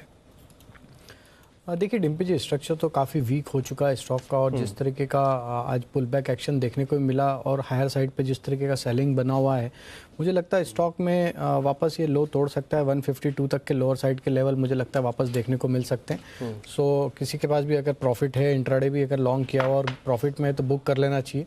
स्टॉक में मुझे लगता नहीं है कि अभी लॉन्ग पोजीशन, अभी इसमें होल्ड पोजिशनली पोजीशन होल्ड करना चाहिए। जो भी प्ले करना है इसमें इंट्राडे ही प्ले करना चाहिए, क्योंकि स्टॉक काफ़ी रिस्की और काफ़ी वॉलेटिलिटी बनी हुई है स्टॉक में, और एज सच कोई बहुत बड़ी कोई पॉजिटिव न्यूज़ फ्लो भी नहीं है स्टॉक में जो कि इसको ऊपर लेके जाएगा अभी। तो मुझे लगता है कि लो टूटने के पूरे चांसेस है, 152 तक के भी लोअर साइड के लेवल देखने को मिल सकते हैं। अभी आप HEG का बता रहे थे, साथ ही साथ ग्रेफाइट भी इस समय डे लो पे है। 3-3.5% की गिरावट के साथ ग्रेफाइट का शेयर भी इस समय दिन के निचले स्तरों पे आके ट्रेड कर रहा है। एक बार बंसल जी जरा ग्रेफाइट और देखिए तो 417 पे चल रहा है। ये भी इसी तरह से कमजोर स्ट्रक्चर है क्या, और जाता जाएगा नीचे? देखिए डिम्पी जी, काफ़ी कमज़ोर स्ट्रक्चर है, और इस पर हमने ऊपर में 700 रुपये के अराउंड ही बोला था कि यहाँ पर टेक्निकल रुझान काफ़ी ख़राब है। एंड डिम्पी अभी भी आप देखें तो जो मार्केट की रिकवरी आई उसके अंदर भी स्टॉक ने पार्टिसिपेट नहीं करा है, और एक काफ़ी बड़ा रेजिस्टेंस इस स्टॉक में 470 के अराउंड बना है। और एक ही चीज़ पॉजिटिव है कि नीचे में 400 एक अहम सपोर्ट है, बट डिम्पी प्रोबेबिलिटी 400 के सपोर्ट के टूटने की नीचे में ज़्यादा लगती है, और अगर 400 के नीचे स्टॉक क्लोजिंग देगा तब एक बड़ा डिक्लाइन टूवर्ड्स 312-315 तक का देखने को मिल सकता है। ओके, तो ग्रेफाइट में भी मामला ठीक नहीं है, कमजोरी की तरफ ही बनता हुआ नजर आ रहा है। ये एक और स्टॉक है, एक और स्टॉक है गेल, जो आज सुबह से कमजोर है। सुबह हमने सवाल उठा ही दिया था, एक चीज बढ़िया है, सवाल उठा देना चाहिए। हाँ, मन में जहाँ विंड एनर्जी, विंड ये एसेट्स क्यों खरीदे? हाँ भाई, गेल, हाँ, ILFS की जो रकम छोटी नहीं थी, 4,800 करोड़, 4,800 करोड़, तो खुलते ही 2.5-3% नीचे हो गया, अभी भी 2% नीचे है गेल। ये है स्टॉक जो कमजोर है। आइए सिद्धार्थ सेडानी साहब को कार्यक्रम में शामिल करते हैं, हमारे साथ हैं वो इस वक्त।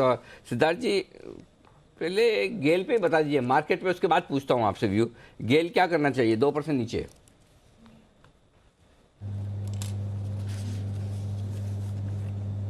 नमस्कार अनिल जी, नमस्कार डिम्पी जी। नमस्ते।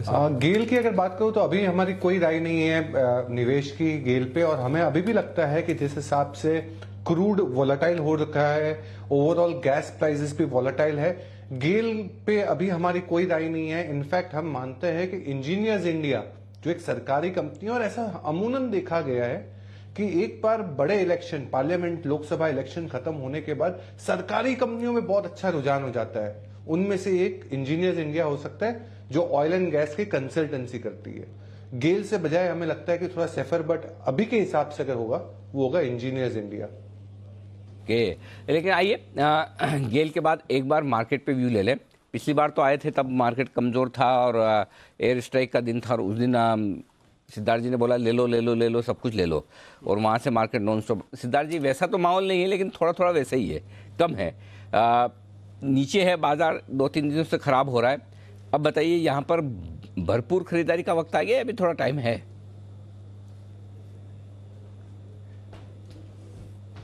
अनिल जी, मैं मानता हूं थोड़ा टाइम है यहाँ पे, क्योंकि वॉलेटिलिटी बाजार में और बढ़ेगी, क्योंकि आज तीसरे फेज का इलेक्शंस है। आने वाले समय में और भी थोड़ी सी वॉलेटिलिटी बढ़ सकती है। हम जानते हैं कि कच्चा तेल अब ऊपर की तरफ जा रहा है, करेंसी में इंपैक्ट आएगा, तो हमें अभी भी लगता है कि थोड़ा सा और वक्त है। अगर आपको बहुत सटीक सही स्टॉक, कन्विक्शन वाला स्टॉक गिरते हुए मिले, उसे ले लेना चाहिए। बट अगर ऐसा देखा जाए कि पूरा झोला भर के खरीदारी करने की बात, वो अभी मौका नहीं है। हमें लगता है कि थोड़ा और रुक के इस पे मौका आ सकता है। बाजार तो खैर इस बीच जा रहा है नीचे, अभी 4 अंकों की गिरावट है। थोड़ी देर पहले तक ये 40 अंक ऊपर खड़ा था। ये 40-50 पॉइंट का स्विंग पिछले 5-10 मिनट में हुआ डाउन साइड की तरफ, डे लो पे आके खड़ा हो गया ये। आज का जो सबसे अहम लेवल है 29,500 का, उस लेवल के आसपास आ चुका है। लेकिन डिम्पी, मुझे ऐसा लग रहा है कि यहाँ पर है ना शॉर्ट कवरिंग करनी चाहिए, एक बार आनी चाहिए तेजी। शॉर्ट कवर तेजी नहीं क्या बात कर रहे हैं इतने बड़े तेजी वाले हमारे विद्वान सिद्धार्थ जी भी कह रहे हैं कि भर भर के मत लीजिए, झोला भर के तेजी नहीं, सिर्फ शॉर्ट कवरिंग। यहाँ से 100-150 पॉइंट बैंक निफ्टी ऊपर आना चाहिए, ऐसा मुझे लगता है 29,500 से। ठीक है, हाँ, एक शॉर्ट कवरिंग आएगी। देखिए गुरुवार के दिन 30,669 30669 ये लाइफ टाइम हाई है आपका। 30,630 पे हमने शॉर्ट कॉल दिया था, वहां से 1100 पॉइंट नीचे है बैंक निफ्टी। ठीक है, कितना मुश्किल से आप समझिए 2 सेशन हुआ है, गुरुवार दोपहर के सेशन से लेके एक गुरुवार सुबह के सेशन से 3 सेशन समझ लो। 3 सेशन में 1100 पॉइंट बैंक निफ्टी निकला हुआ है। 100-150 पॉइंट ऊपर आएगा। शॉर्ट है, शॉर्ट है, शॉर्ट कवर कर लें। और अगर आपको फिर से मंदी करने का मन है तो थोड़ा इंतजार कर ले, थोड़ा आने दो, ऊपर आएगा, ऊपर आएगा। ये वो सिंपल वैसे ही फॉर्मूला है। आप 10 फ्लोर से बॉल नीचे गिराओ, 3 फ्लोर तो ऊपर आएगी ना वापस जम करके, वैसा है। गिरेगी तो वापस नीचे ही, वैसा है। ठीक है, देखिए खैर हाँ, वापस निफ्टी 5 पॉइंट ऊपर आ गया, 70 पॉइंट ऊपर आ गया। 29,700 का लो बना के, 500 का लो बना के आएगा। 29,600 29,650 की रेंज में आने दीजिए इसको, फिर देखेंगे क्या करना है। लेकिन प्रॉब्लम क्या हो रही है कि इतने फास्ट स्विंग आ रहे हैं कि आपको आज के 2,000 कल के 2,000 देने का वक्त ही नहीं मिला। जब तक आप 2 बिगुल बजाओ, ये करो, तब तक काम हो जाता है।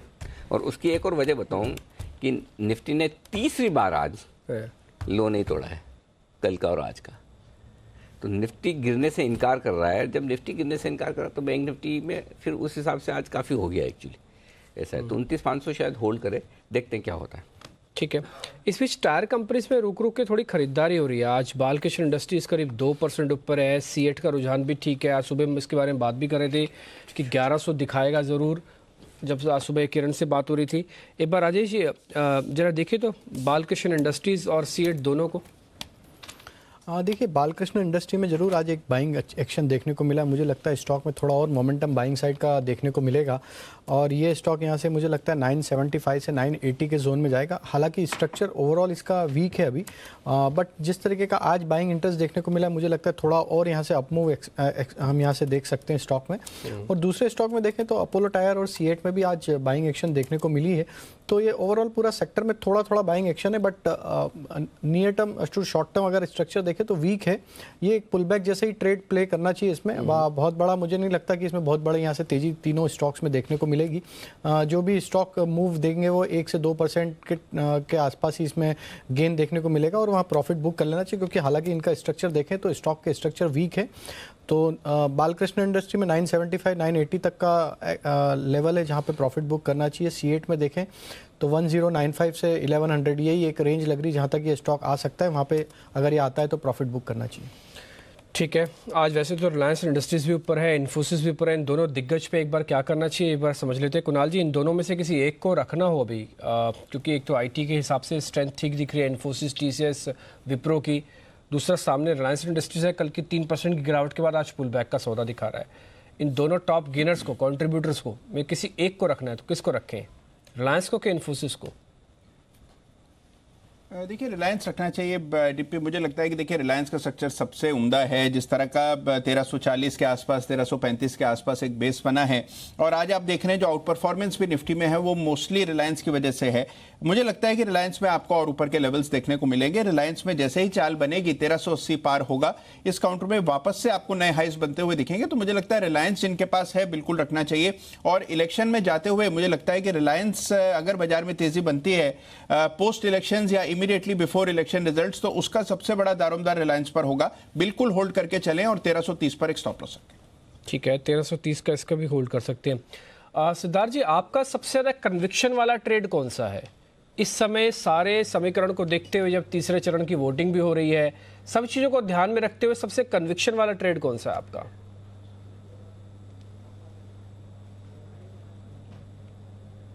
डिम्पी जी, सबसे कन्विक्शन वाला ट्रेड जो होगा वो एक ऐसा क्षेत्र है जिसने हमारी जिंदगी बदल दी पिछले 5 सालों में, और वो है टेक्नोलॉजी।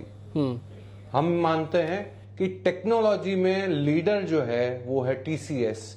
नतीजे बहुत बेहतरीन आए, रुपया अभी थोड़ा सा कमजोर हो रहा है, ये भी एक टेलविंड है ये पूरे क्षेत्र के लिए।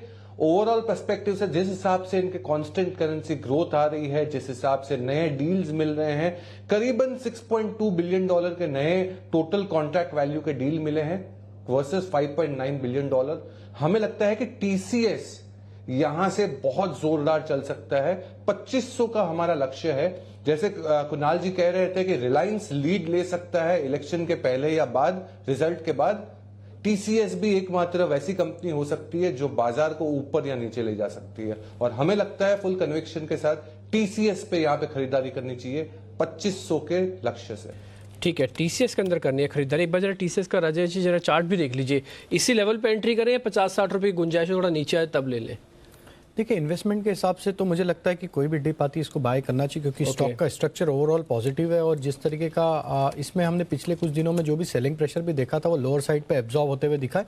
और इसका इमीडिएट सपोर्ट, जो इंपॉर्टेंट सपोर्ट अभी नियर टर्म ट्रेड के हिसाब से अगर देखें तो 2100 के आसपास है।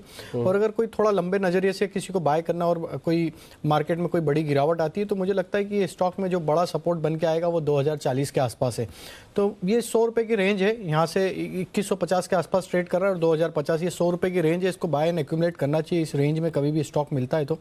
और इसका जो ब्रेकआउट लेवल चार्ट पे बन के आता है वो है 2270 का। एक बार 2270 का लेवल ये निकालेगा स्टॉक, तो फिर मुझे लगता है कि स्टॉक में 2300 से 2450 तक के टारगेट इजीली देखने को मिलेंगे। ठीक है, इस बीच 2 एनबीएफसीज के नंबर्स भी आने वाले हैं, इंडियाबुल हाउसिंग के साथ ही M&M फाइनेंस के। दोनों के नतीजे कैसे रहेंगे बताने के लिए पूजा त्रिपाठी हमारे साथ जुड़ चुकी हैं। एक बार पहले नंबर्स का विश्लेषण कर लेते हैं, फिर आपके सामने वो स्ट्रेटजी क्या रखें, चार्ट्स में कितना स्ट्रांग कितना मजबूत है वो भी आपको पता लग जाएगा। पहले पूजा अपने को नंबर्स बताएं M&M फाइनेंस के और इंडियाबुल हाउसिंग के। जी, सबसे पहले शुरुआत इंडियाबुल्स हाउसिंग फाइनेंस के नंबर से कर लेते हैं। देखिए, हाउसिंग फाइनेंस स्पेस में जो भी अभी तक दिक्कतें चल रही थी वो इस तिमाही भी कहीं ना कहीं बैंक के कंपनी के बुक्स में दिखेंगी, और उसका असर कंपनी के ग्रॉस एनपीए में दिखेगा, जो कि पहली बार 1% के ऊपर जा सकता है।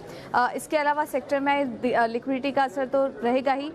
लोन बुक जो है वहाँ पर भी धीमी ग्रोथ देखने का अनुमान है, क्योंकि इस बार डिसबर्समेंट करने में, लोन ग्रोथ में काफ़ी ज़्यादा दिक्कतें भी तमाम हाउसिंग फाइनेंस कंपनियों को फेस करनी पड़ी थी। अगर अनुमान की बात करें तो टोटल इनकम का जो अनुमान निकल कर आया है उसमें मामूली 9% की ग्रोथ है, और मुनाफे में मामूली 5% की ही ग्रोथ दिखेगी। तो धीमी ग्रोथ रहेगा इंडियाबुल्स हाउसिंग फाइनेंस के लिए। लेकिन एक चीज़ काफ़ी इंपॉर्टेंट होगी, लक्ष्मी विलास बैंक को लेकर किस तरह के अपडेट आते हैं इस पर भी नज़र रहेगी। मैनेजमेंट का बयान इस पर काफ़ी ज़्यादा इंपॉर्टेंट होगा। अब बात करते हैं M&M फाइनेंस के नंबर्स की, तो यहाँ पर स्थिर स्टेबल क्वार्टर रहेगा कंपनी के लिए। NII में हल्का ये गिरावट देखने की उम्मीद है, लेकिन जो पिछले साल के मुकाबले अगर पिछले क्वार्टर से कंपेयर करें तो थोड़ा बहुत सुधार इस बार दिखेगा ब्याज से जो आई होगी उसमें। और ग्रॉस एनपीए 7.5% पर रहेंगे, यानी कि पिछले क्वार्टर के मुकाबले अगर कंपेयर करेंगे तो यहाँ पर कमी देखने को मिलेगी, क्योंकि इस बार कंपनी की तरफ से रिकवरी काफ़ी अच्छी होगी। तो ओवरऑल अगर बात करें तो एम&एम फाइनेंस के लिए ये जो क्वार्टर होगा वो काफ़ी स्टेबल होगा, लेकिन इंडिया हाउसिंग फाइनेंस के लिए थोड़ा धीमा क्वार्टर हो सकता है। ठीक है, इन दोनों का थोड़ा सा एक एम&एम फाइनेंस के नंबर तो ठीक दिख रहे हैं यहाँ पे 3.5-4% के आसपास का थोड़ा अर्निंग का प्रेशर आएगा। एक बार पहले जरा टेक्निकल व्यू ले लेते हैं। कुणाल जी, जरा दोनों के चार्ट देखिए, दोनों में से ज़्यादा ठीक क्या दिख रहा है, एम&एम फाइनेंस या फिर इंडिया हाउसिंग? देखिए, अगर चार्ट के ऊपर देखा जाए डिम्पी, तो मुझे लगता है कि एम&एम फाइनेंस का चार्ट मुकाबले में ज़्यादा अच्छा है। एम&एम फाइनेंस ने 410 रुपए के आसपास एक बहुत क्लियर बेस बना लिया है और मुझे लगता है कि जैसे ही तेज़ी बनेगी, ये काउंटर 435 को पार करेगा तो फिर इसमें एक अच्छी तेज़ी बन सकती है। हो सकता है एक बार के लिए 450 और 465 के लेवल्स जो कि इसमें हाल में देखे गए थे, वो लेवल्स भी आपको आते हुए दिखें। तो इन दोनों में चुनना हो तो डेफिनेटली एम&एम फाइनेंस चुनना चाहिए। इंडिया बुल्स हाउसिंग फाइनेंस में हम लोग बहुत वॉलेटिलिटी देख रहे हैं हाल में, और मुझे लगता है कि अब जब तक मेजर रेजिस्टेंसेस पार ना हो, इंडिया बुल्स हाउसिंग फाइनेंस को नहीं लेना चाहिए। लेकिन एम&एम फाइनेंस इन स्तरों पर बिल्कुल ले सकते हैं, 410 का स्टॉप लॉस। ठीक है, एक और सेगमेंट भी है, अगर करेंसी के हिसाब से देखें या फिर ग्रोथ के हिसाब से, जो पूरे साल के अंदर कुछ ज़्यादा नहीं चला, बहुत क्यास लगाया जा रहा है कि चलेगा, वो है फार्मास्यूटिकल। सिद्धार्थ जी, एक तो आपकी राय इस फार्मा सेक्टर पे चाहिए, और दूसरा किस कंपनी को चुने फार्मास्यूटिकल्स में?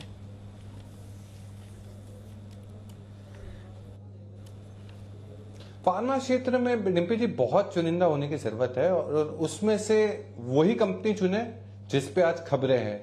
बायोकॉन, बोनस की बात चल रही है, और ये कंपनी हम मानते हैं कि बहुत बेहतरीन परफॉर्मर है और कंपनी कॉन्फिडेंट है अपने बिजनेस के ऊपर। बायोसिमिलर जो कैंसर ड्रग है जो इन्होंने माइलान के साथ डेवलप किया हुआ है, हमें लगता है कि बायोसिमिलर में रेवेन्यू आने वाले 2 सालों में बहुत दमदार आएंगे।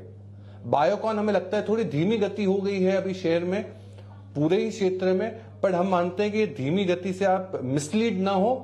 ये शेयर जब चलना चालू करेगा तो बहुत जोरदार दौड़ लगा सकता है। बायोकॉन 823 के लक्ष्य से आप जरूर बाई कर सकते हैं निवेश के लिए।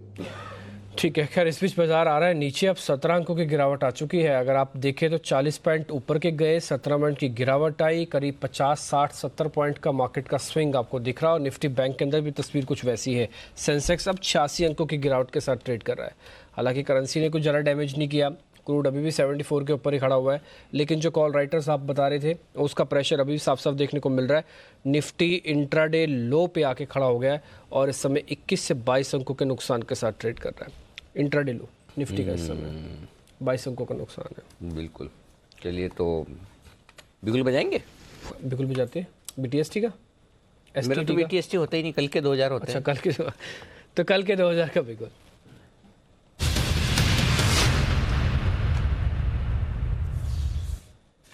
बताए सर, थोड़ा बोल्ड हाई रिस्क कॉल है निफ्टी और बैंक निफ्टी दोनों शॉर्ट करने का।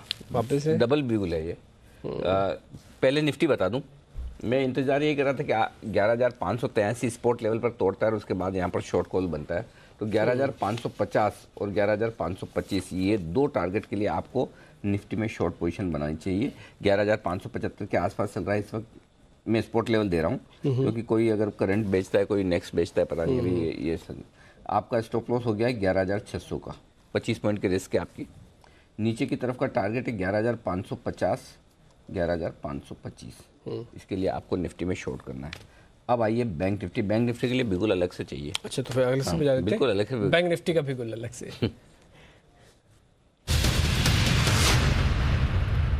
बताइए सर। 29,490 बैंक निफ्टी चल रहा है, यहाँ पर शॉर्ट कर दीजिए। 29,600 का स्टॉप लॉस है। अब टारगेट में मामला थोड़ा गड़बड़ हो रहा है डिम्पी। मेरे पास में एक्चुअली बताऊँ ईमानदारी से कि मेरे पास नीचे का डेटा नहीं है। ओके, तो ये कहाँ तक जा सकता है? हाँ, ये कहाँ तक जा सकता है, ये डेटा मुझे दिख नहीं रहा है। तो मैं जो पुराने डेटा है वो मैं अंदाज से याद कर रहा हूँ, और अंदाज से याद करके एक चीज़ तो मैं ये कह रहा हूँ कि 29,400 तो पहला है ही है। तो मतलब इतना तो यहाँ पे आपके 2,000 भी बन जाएंगे, लेकिन उसके नीचे कितना जा सकता है जरा एक बार मदद करेंगे आप राजेश जी? नीचे कहाँ तक जा सकता है? 250, 29,250 250 ना, 29,200। ये आप भी ये स्पॉट के लेवल दे रहा हूँ। स्पॉट लेवल, हाँ 29,250, 29,400, 29,250, ये दो लेवल दोनों के लिए तैयार है। निफ्टी और बैंक निफ्टी पर फ्रेश शॉर्ट पोजीशन आ गई है। और यार ये ना बार बार लगातार परेशान कर रहे हैं आशु जी, 28,500 कब आएगा? 28,500 कब आएगा? आशु जी चिंता न करें, एक मिनट, 28,500 पहली बात आएगा या नहीं आएगा तो कब आएगा, एक फटाफट से मैं पोल करवा देता हूँ। सबसे पहले आपके प्रिय कुणाल जी बताएंगे। कुणाल जी 28,500 निफ्टी आएगा या नहीं आएगा तो कब तक? माफ कीजिएगा, बैंक निफ्टी। अनिल जी देखिए, हाँ बैंक निफ्टी 28,500 आने के लिए 29,250 का स्तर टूटना पड़ेगा। तो देखिए सबसे पहले मैं ये कह सकता हूँ आशु जी को पूरे कॉन्फिडेंस के साथ कि 29,250 के बाद ही 28,500 आएगा। तो 29,250 टूटा वो तो पता है अनिल जी, देखिए पूरे कॉन्फिडेंस से तो वही चीज कही जा सकती है, इसलिए मैं मुझे नहीं लगता कि 28,500 आपको तुरंत देखने को मिलेगा। मैं बाजार को लेके अभी भी इस गिरावट के बावजूद भी बुलिश हूं और 29,250 का एक स्टॉप लॉस रख करके बैंक निफ्टी पर जो पोजिशनल बाय करेंगे, मुझे लगता है कि जैसे बाजार में स्थिरता लौटेगी वापस से बहुत बड़ी तेजी देखने को। राकेश जी बताइए। देखिए अनिल जी, बिल्कुल मैं भी इस चीज से सहमत हूं और आप भी एग्री कर रहे हैं कि अनिल जी 29,250 टूटेगा तो ही 28,500 आएगा। और as of no Anil ji लगता नहीं है कि 28,500 आनंद फानन में सीरीज में देखने को मिलेगा। राजेश जी अप्रैल सीरीज में तो डिफिकल्ट है, मतलब नहीं देखने को मिलेगा मेरे हिसाब से। 29,200 के आसपास बेस बनेगा और वहां से फिर पुल बैक एक्शन आएगा मार्केट का। अभी 29,200 250 का रेंज है, वहीं तक मार्केट यही है ना लास्ट। हाँ तो चलिए आशु जी इंतजार कीजिए, अगली सीरीज का आना होगा तो अगली सीरीज में आएगा। बेसिकली आज की क्लोजिंग बहुत इंपॉर्टेंट है। आज मेजर अगर आज 29,500 के नीचे क्लोज होता है ना, तब तो हो सकता है आशु जी की ख्वाहिश बहुत जल्दी पूरी हो जाए। आज की अमंगल है ना, बुध गुरु, 2 दिन में 1000 पॉइंट और निकलना थोड़ा ज़्यादा है, क्योंकि आप ऑलरेडी 1100 पॉइंट नीचे ऊपर से 30,669 से आप कितना 1200 पॉइंट नीचे हो चुके हैं ऑलरेडी। तो 1200 गिरने के बाद 2 दिन में और 1000 गिरेंगे, इसकी संभावना थोड़ी सी कम लगती है। तो देखो क्या होता है। तो बट कोशिश तो कर रहा है। तो 29,500 के नीचे क्लोज होता है तब तो शायद जल्दी आ जाए, लेकिन नहीं तो फिर देखते हैं। आज जो मेजर दबाव बना वो मारुति से बन गया है। हाँ, मारुति अभी भी टूटा है, एकदम से टूटा है। अभी आप देखिए मारुति का चार्ट, आपको एकदम से गिरावट दिखेगी। आपने 2 शेयर दिखाई एक बार, मारुति जो जमीन पे चलने वाला शेयर है, एक और हवा में उड़ने वाला शेयर जेट एयरवेज को भी दिखाई। इसको पता नहीं ऐसा क्या होता है, 3 बजे के बाद ये भी एकदम से हवा में उड़ने लगता है। अब फिर से 11, 11.5, 12% की तेजी आ चुकी है। जेट एयरवेज के अंदर तेजी आ रही है, मारुति के अंदर गिरावट आ रही है। ठीक है, तो आप किसकी यात्रा करना चाहेंगे सिद्धार्थ? जेट के विमान तो नहीं उड़ रहे, लेकिन जब उड़ेंगे तब जेट पे बैठना चाहते हैं या फिर मारुति पे?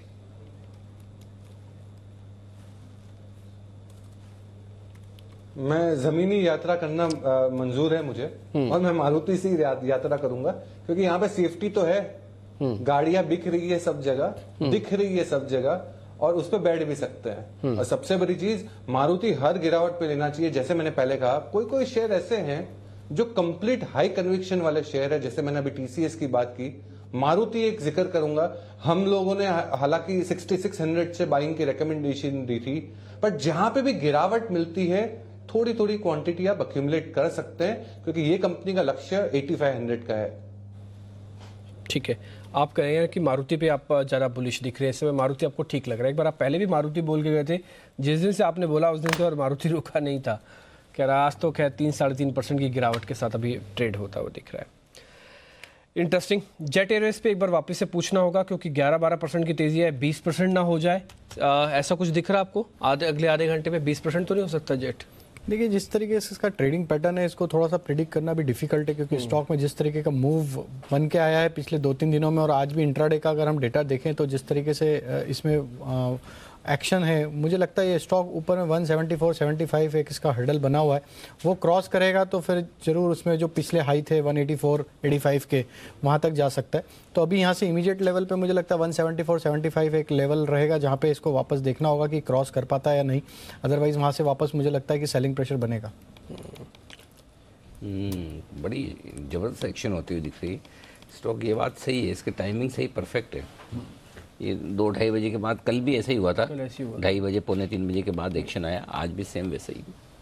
जबरदस्त लास्ट action में किसी को लेके जाना है और लेके जाना है और अगले दिन उसको वापस गैप के साथ खोल के फिर ट्रेड करना है। पिछले कल का पैटर्न और आज का पैटर्न तो कम से कम यही बता रहा है। और अभी भी थोड़ी देर पहले स्पाइस जेट में भी एक 7 लाख शेयरों का ट्रेड हुआ है 127.75 पे। तो स्पाइस जेट में भी काफ़ी इंटरेस्टिंग ट्रेड होता हुआ दिख रहा है 127.75। हाँ, ये भी डे हाई पर आया है। इंडिगो भी दिखाई दीजिए लगे हाथ।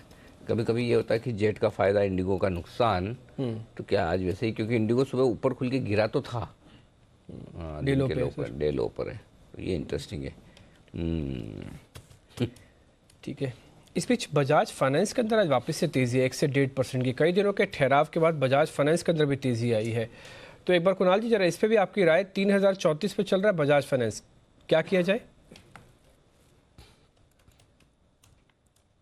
देखिए, एक मूव जरूर आज आपको देखने को मिल रहा है। डिम्पी 3000 पर एक सपोर्ट है, वहीं से एक बाउंस आया है, लेकिन अभी किसी तरह का ब्रेकआउट नहीं है चार्ट पर। तो जिनके पास पुरानी पोजीशन है उनको तो निश्चित बने रहना चाहिए। ये स्टॉक आउट परफॉर्मिंग है। ऐसे बाजार में भी जो स्टॉक होल्ड कर रहा है, और विशेष रूप से एनबीएफसी फाइनेंशियल स्टॉक जो इन लेवल्स पर भी होल्ड कर रहा है, तो ये इसकी स्ट्रेंथ का सूचक है। मुझे लगता है होल्ड करना चाहिए। 2950 के आसपास स्टॉप लॉस रखें। नई खरीदारी 3130 के ऊपर करेंगे, तो इन स्तरों पर होल्ड करने के लिए। ठीक है। इस बीच कुछ नंबर्स और आने वाले हैं। अल्ट्राटेक के भी नतीजे आएंगे, उससे पहले जरा तैयारी कर लीजिए नतीजे कैसे आ रहे हैं। मानसी बताएं अल्ट्राटेक के नतीजे कैसे रहेंगे? जी बिल्कुल, on a positive side numbers आते हुए दिखेंगे। हालांकि मार्जिन्स के फ्रंट पर एक स्लाइड श्रिंक आता हुआ दिख सकता है। वॉल्यूम ग्रोथ करीब 9% रहने का अनुमान जताया जा रहा है। ग्रे सीमेंट की वॉल्यूम ग्रोथ 17.5% रह सकती है। साथ ही जेपी के प्लांट जुड़ने से वॉल्यूम ग्रोथ को काफी हद तक असर पड़ता हुआ दिखेगा। इनफैक्ट अगर रियलाइजेशन की बात करें तो यहाँ पर भी अच्छे लेवल्स देखने को मिलेंगे। रियलाइजेशन में करीब 1.6% का सुधार होने की पूरी संभावना है और यहाँ पर खास तौर से ब्लेंडेड रियलाइजेशंस के अच्छे लेवल्स देखने को मिलने की पूरी संभावना बनती हुई दिख रही है। अधिग्रहण के कारण खर्च बढ़ा है कंपनी का पिछले दिनों जो अधिग्रहण की खबरें आई थी उससे, और उसी वजह से मार्जिन पर एक दबाव बनता हुआ दिखेगा। अनुमान ये जताया जा रहा है कि 18.9% से मार्जिन जो है 18.4% पर आता हुआ दिखेगा। लेकिन अगर पैट को समझने की कोशिश करें तो यहाँ पर पैट का फिगर जो है पिछले साल Q4 FY18 की अगर बात करें तो 488 करोड़ था, और इस साल यहाँ पर इस तिमाही में अनुमान ये जताया जा रहा है कि नंबर जो है 795 करोड़ पर आता हुआ दिखेगा, जो कि एक स्लाइड 62 to 67% का अपटिक यहाँ पर देखने को मिल रहा है। लेकिन ये आखिरकार हो क्यों रहा है? पिछले साल जो कि Q4 FY18 था 226 करोड़ का एक मुश्त घाटा कंपनी को झेलना पड़ा था, और इसी वजह से 488 करोड़ का ये नंबर देखने को मिला। अगर इस नंबर को फैक्टर इन करें और एडजस्टेड पैट निकालने की कोशिश करें तो Q4 FY18 में 714 करोड़ का पैट था, जो कि अब 795 करोड़ पर आता हुआ दिखेगा। तो ये नंबर को देखते हुए भी करीब 11.3% का पैट या मुनाफा जो है वो बढ़ता हुआ ही दिखेगा। तो रियलाइजेशन, वॉल्यूम, कामकाजी मुनाफा बढ़ने की पूरी संभावना है, लेकिन ऑपरेटिंग मार्जिन्स में एक स्लाइड डिक्लाइन देखा जा सकता है, जो कि कंपनी के नतीजों को कुछ हद तक परेशान कर सकता है। ठीक है, नंबर्स में थोड़ा सा प्रेशर भी रह सकता है। एक बार जरा चार्ट भी चेक करवा लेते हैं इस पे। कुणाल जी एक बार जरा देखिए तो अल्ट्राटेक सीमेंट, इस पे क्या किया जाए? देखिए, जैसे हम चर्चा अभी एससीसी की कर रहे थे, डिप्पी चार्ट अल्ट्राटेक का भी कमोबेश वैसा ही है। 2 दिन की सुस्ती है, लेकिन स्ट्रक्चर अभी मजबूत है और मुझे लगता है सारे सीमेंट स्टॉक्स में तेजी बनी रहेगी। तो मैं अल्ट्राटेक पर भी वही राय रखता हूं। 4150 का एक स्टॉप लॉस रख करके मुझे लगता है अल्ट्राटेक को भी होल्ड करना चाहिए। 4300 पर हर्डल है, ये लेवल पार होगा तो 4400 के लेवल्स आएंगे। तो मुझे लगता है कि ओवरऑल डायरेक्शन पॉजिटिव है। ठीक है, ओवरऑल डायरेक्शन पॉजिटिव दिख रही है। एक और शेयर है, पता नहीं मेरे को ऐसा क्यों लग रहा है कि ये पुल बैक पे पार्टिसिपेट करेगा तो अच्छा चलेगा। कोई नियर बाय का स्टॉप लॉस रखे जाए या नहीं? 2% शेयर अभी भी नीचे है, वो है BEML। एक बार जरा 903 का भाव है, राजेश जी देख लीजिए, 2-2.5% नीचे है। कंफर्ट इसलिए आता है कि वो शेयर पहले से टूटा हुआ है, ज़्यादा जाएगा नहीं नीचे अगर कोई लेवल नहीं टूटते, और पुल बैक स्ट्रॉन्ग होने के चांसेस है। देखिए डिम्पी जी, इसका स्टॉप लॉस जिस तरीके का स्ट्रक्चर बना हुआ है, मुझे लगता है जरूर इसमें पुल बैक के चांसेस बनेंगे, क्योंकि जो स्टॉक ने एक बेस बनाया 884 के आसपास, और वहाँ से जो फॉर्मेशन बन रहा है, मुझे लगता है कि इसमें पुल बैक आना चाहिए स्टॉक में। तो अभी यहाँ से जो स्टॉप लॉस बनता है इस कैश लेवल के हिसाब से 895 का बनता है। 895 का स्टॉप लॉस रखें, और मुझे लगता है पुल बैक में स्टॉक 920 पहला लक्ष्य होगा, और उसके ऊपर निकल जाता है स्टॉक तो फिर यहाँ से 935 तक के टारगेट भी बन के आ सकते हैं। मुझे लगता है पोजिशनल बेसिस पे भी जिस तरीके का फॉर्मेशन हो रहा है, स्टॉक काफ़ी अट्रैक्टिव लग रहा है। अब यहाँ से अगर पोजिशनल बेसिस पे किसी को इसमें ट्रेड करना है तो 880 का स्टॉप लॉस रखना होगा। वो अगर स्टॉप लॉस नहीं टूटता है तो मुझे लगता है स्टॉक में आगे आने वाले दिनों में 950 तक के भी लक्ष्य बन के देखने को मिल सकते हैं। अच्छा सर, एक चीज़ बताओ राजेश, एक पर्सनल सवाल पूछूं आपसे? पूछिए सर। हैं? सोच लो। आप हाँ बोल रहे हो? पूछिए सर। ये बताओ कि ये अभी कितने एफएनओ में स्टॉक है? 196। 196। नहीं, अब तो 34 हट रहे वो हैं, हट जाएंगे उसके बाद, अभी 196, 196। उसमें से कितने 34 हट जाएंगे, यानी कि 15% करीबन। तो फिर वायदा कारोबार के एक्सपर्ट की डिमांड कम नहीं हो जाएगी? नए ऐड भी हो सकते हैं सर। नहीं, एड कहाँ, एड तो इतने अच्छे वाले निकाल रहे हैं। तो ऐसा आपको कुछ ऐसा डर नहीं लग रहा हाँ वो तो है, बट अभी थोड़ा वॉल्यूम। अच्छा, आपकी सैलरी तो ऐसे स्टॉक्स के साथ लिंक नहीं है ना? नहीं, जितने स्टॉक के हिसाब से सैलरी, ऐसा तो नहीं है? ये अच्छा हुआ। वैसे वॉल्यूम अभी वीकली ऑप्शंस में बहुत कुछ शिफ्ट हो गया है। Nifty, bank Nifty weekly options में बहुत ज़्यादा इंटरेस्ट बन गया है रिटेल्स का, तो वो एक अच्छा एडिशन मिला है। डिम्पी जी, पर्सनल सवाल था, मैंने कहा अच्छा एक चीज और पता चल गई कि सैलरी भी लिंक नहीं नंबर ऑफ स्टॉक्स के साथ। सर हमारा भी नंबर ऑफ प्रोग्राम के साथ कोई लिंक नहीं है। नहीं तो मामला थोड़ा मुश्किल वाला हो जाए। चलिए कोई बात नहीं, अब धीरे धीरे रजत का काम भी हो जाएगा कम। क्यों? 34 स्टॉक रह जाएंगे कम, और 34 में वो सारे के सारे वो वाले बदमाश शेयर हैं जो बार बार बैन में रहते हैं। तो रजत फिर कितने दिन तक बैन से बेनिफिट करेंगे? अभी तो 28 जून तक तो करेंगे, अभी तो वक्त है। आइए बैन से बेनिफिट का भी कोई।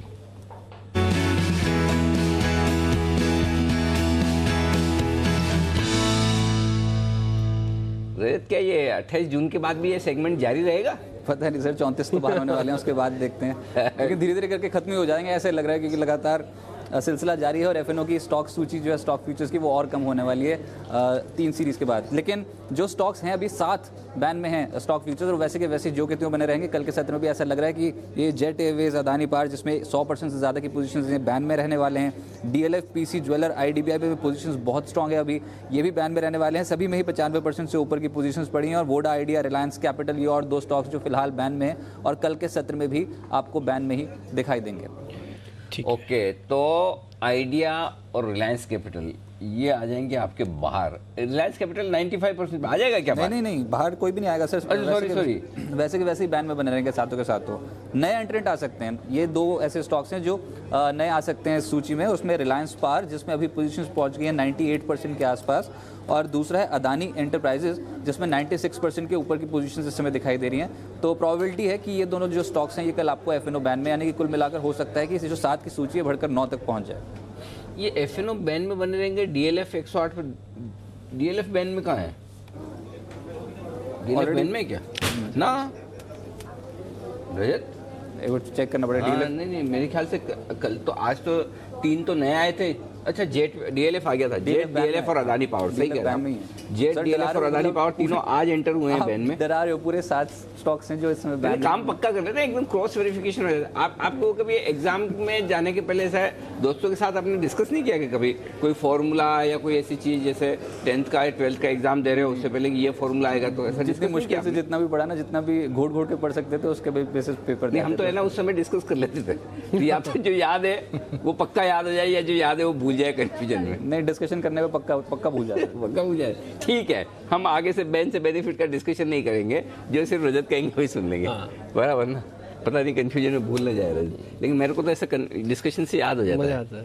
मुझे याद हो जाता है। अब पक्का याद रहेगा कि अच्छा डीएलएफ पे डिस्कशन हुआ था, फिर वो बैन में था। अब हम भूलेंगे नहीं, निशानी लग जाती है। निशानी लग जाती है, एग्जैक्टली। तो चलिए, 7 शेयर हैं बैन में कल रहने के लिए तैयार। रिलायंस कैपिटल, क्या शॉर्ट कवरिंग हुई है शानदार वाली, 9% स्टॉक चढ़ा है आज। एक और शेयर भी है सर, कौन सा बताओ? बदमाश की कैटेगरी में डालता, वो है एचपीसीएल। जरा एक बार उसको भी दिखाइए, इंट्राडे चार्ट उसका भी दिखाइए। एचपीसीएल का भी ऊपर गए हो सर। ऊपर गए हो, 256 258 कुछ स्टॉक लॉस था जरा एचपीसीएल। हाँ, लगभग वहीं पहुंच रहा है। फ्यूचर 256-58 के आसपास का है। यूटर्न मार रहा है। ये कुछ एक ऐसे शेयर्स हैं जो हैं ही वास्तव में, इस तरह के शेयर से थोड़ा बच के ही रहना चाहिए। खैर, इस बीच कुशल हमारे साथ जुड़ चुके हैं। हेक्सावेयर और टाटा एलेक्सी दोनों के नतीजे कैसे आने वाले हैं? कुशल बताएं, दोनों के नंबर्स कैसे आ रहे हैं? जी हाँ, दोनों के नंबर्स जो हैं वो स्टेबल रहने का अनुमान है, क्योंकि Q4 जो है, जैसे कि मैंने पहले भी आपको बताया, आईटी कंपनीज़ में वो सुस्त रहता है। तो ओवरऑल अगर आप देखें मुनाफा, तो हेक्सावेयर की पहले बात करते हैं, तो उसमें करीब 18% की बढ़त देखने को मिल सकती है, क्योंकि छोटा बेस रहा है पिछले क्वार्टर में और उसी का फ़ायदा मुनाफे में आपको देखने को मिल सकता है। पर अगर आप डॉलर आय देखें तो उसमें करीब 2.3% की बढ़त हो सकती है, और कॉन्स्टेंट करेंसी ग्रोथ जो है कंपनी की वो 2.2% रह सकती है। कामकाजी मुनाफा अगर आप देखें तो वो लगभग लगभग फ्लैट रहने का अनुमान है। इसके साथ साथ आप अगर इनकी गाइडेंस देखें मार्जिन की, वो उन्होंने 12 से 14% की दी थी, वो जो गाइडेंस है वो जारी रहने का अनुमान है। और साथ साथ जो 10 बड़े क्लाइंट्स है कंपनी के, उस पर जो मैनेजमेंट की आउटलुक और कमेंट्री रहेगी उस पर आपको फोकस रखना होगा। दूसरी, अगर हम टाटा एलेक्सी की बात करें तो उसमें कंपनी की जो आय है वो करीब 5% बढ़ सकती है, और ये जो गैर जेएलआर सेगमेंट है कंपनी का वो काफ़ी अच्छा परफॉर्म किया है, जिसकी वजह से आय में ऐसी बढ़ोतरी देखने को मिल सकती है। साथ साथ मुनाफा जो है कंपनी का वो लगभग फ्लैट रहने का अनुमान है, करीब 0.6% बढ़ सकती है, क्योंकि टैक्स दर में बढ़ोतरी देखी जा सकती है। साथ साथ कामकाजी मुनाफा देखिए वो भी लगभग फ्लैट रहने का अनुमान है। तो ओवरऑल रिजल्ट से बहुत ज़्यादा स्पाइक्स आप एक्सपेक्ट मत कीजिए। तो ये है दो नतीजे, टाटा एलेक्सी और हेक्सावेयर। टाटा एलेक्सी, हेक्सावेयर दोनों आईटी कंपनियां मिड कैप वाली, दिग्गज वाली तो ठीक कर रही है। सिद्धार्थ जी, इन दोनों में से कोई पसंद है आपको या छोड़ देंगे?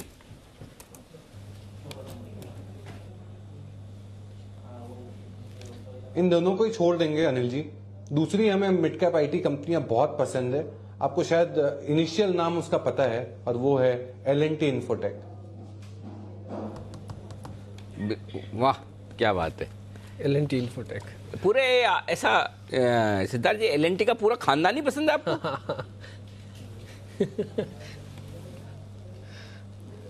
जी, एक संजोग से ऐसा हो गया है कि हमें L&T इन्फोटेक, L&T टेक्नोलॉजी और बड़ा L&T सारे ही तीनों ही पसंद है। और L&T फाइनेंस होल्डिंग,